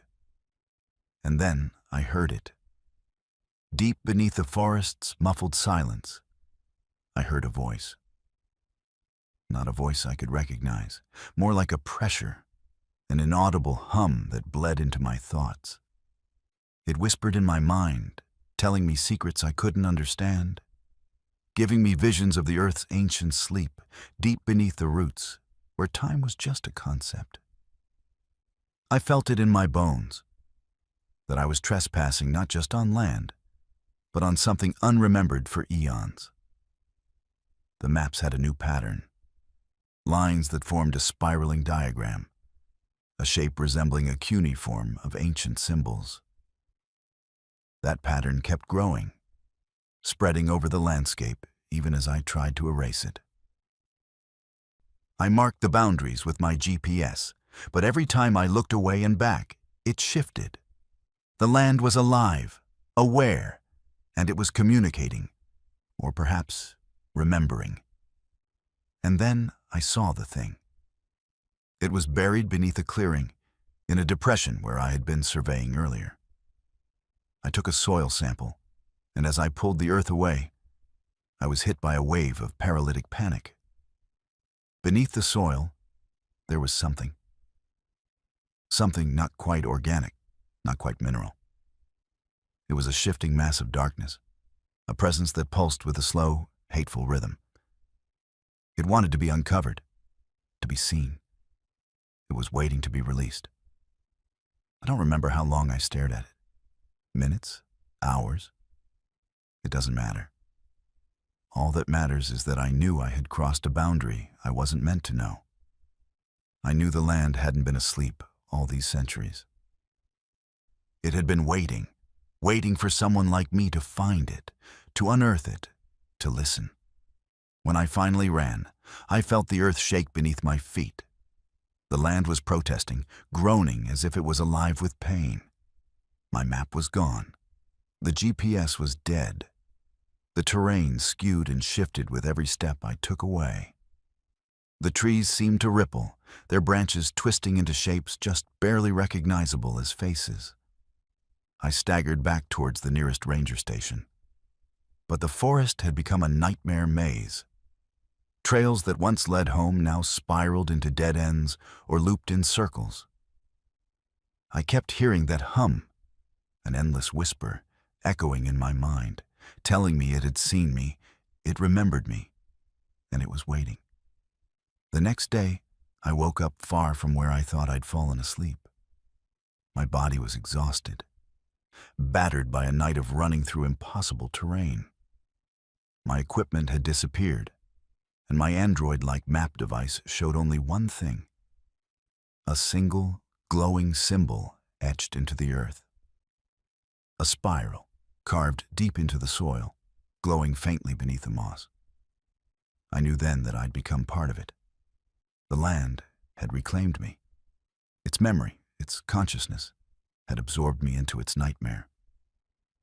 It was shaping a new story, a new pattern written in roots and soil, waiting for the next wandering soul. Someone who dared to map the unmappable, who dared to unearth what should never be touched. The forest knows I am here.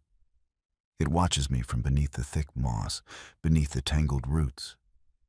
It whispers in the dark, and I can feel it reaching for me every time I close my eyes. I see the pattern, spirals that swirl into madness, territories that shift in the blink of an eye, as if the earth itself remembers centuries of secrets buried deep in its hollow teeth. I don't know what will happen next. I only know I am forever intertwined with it now.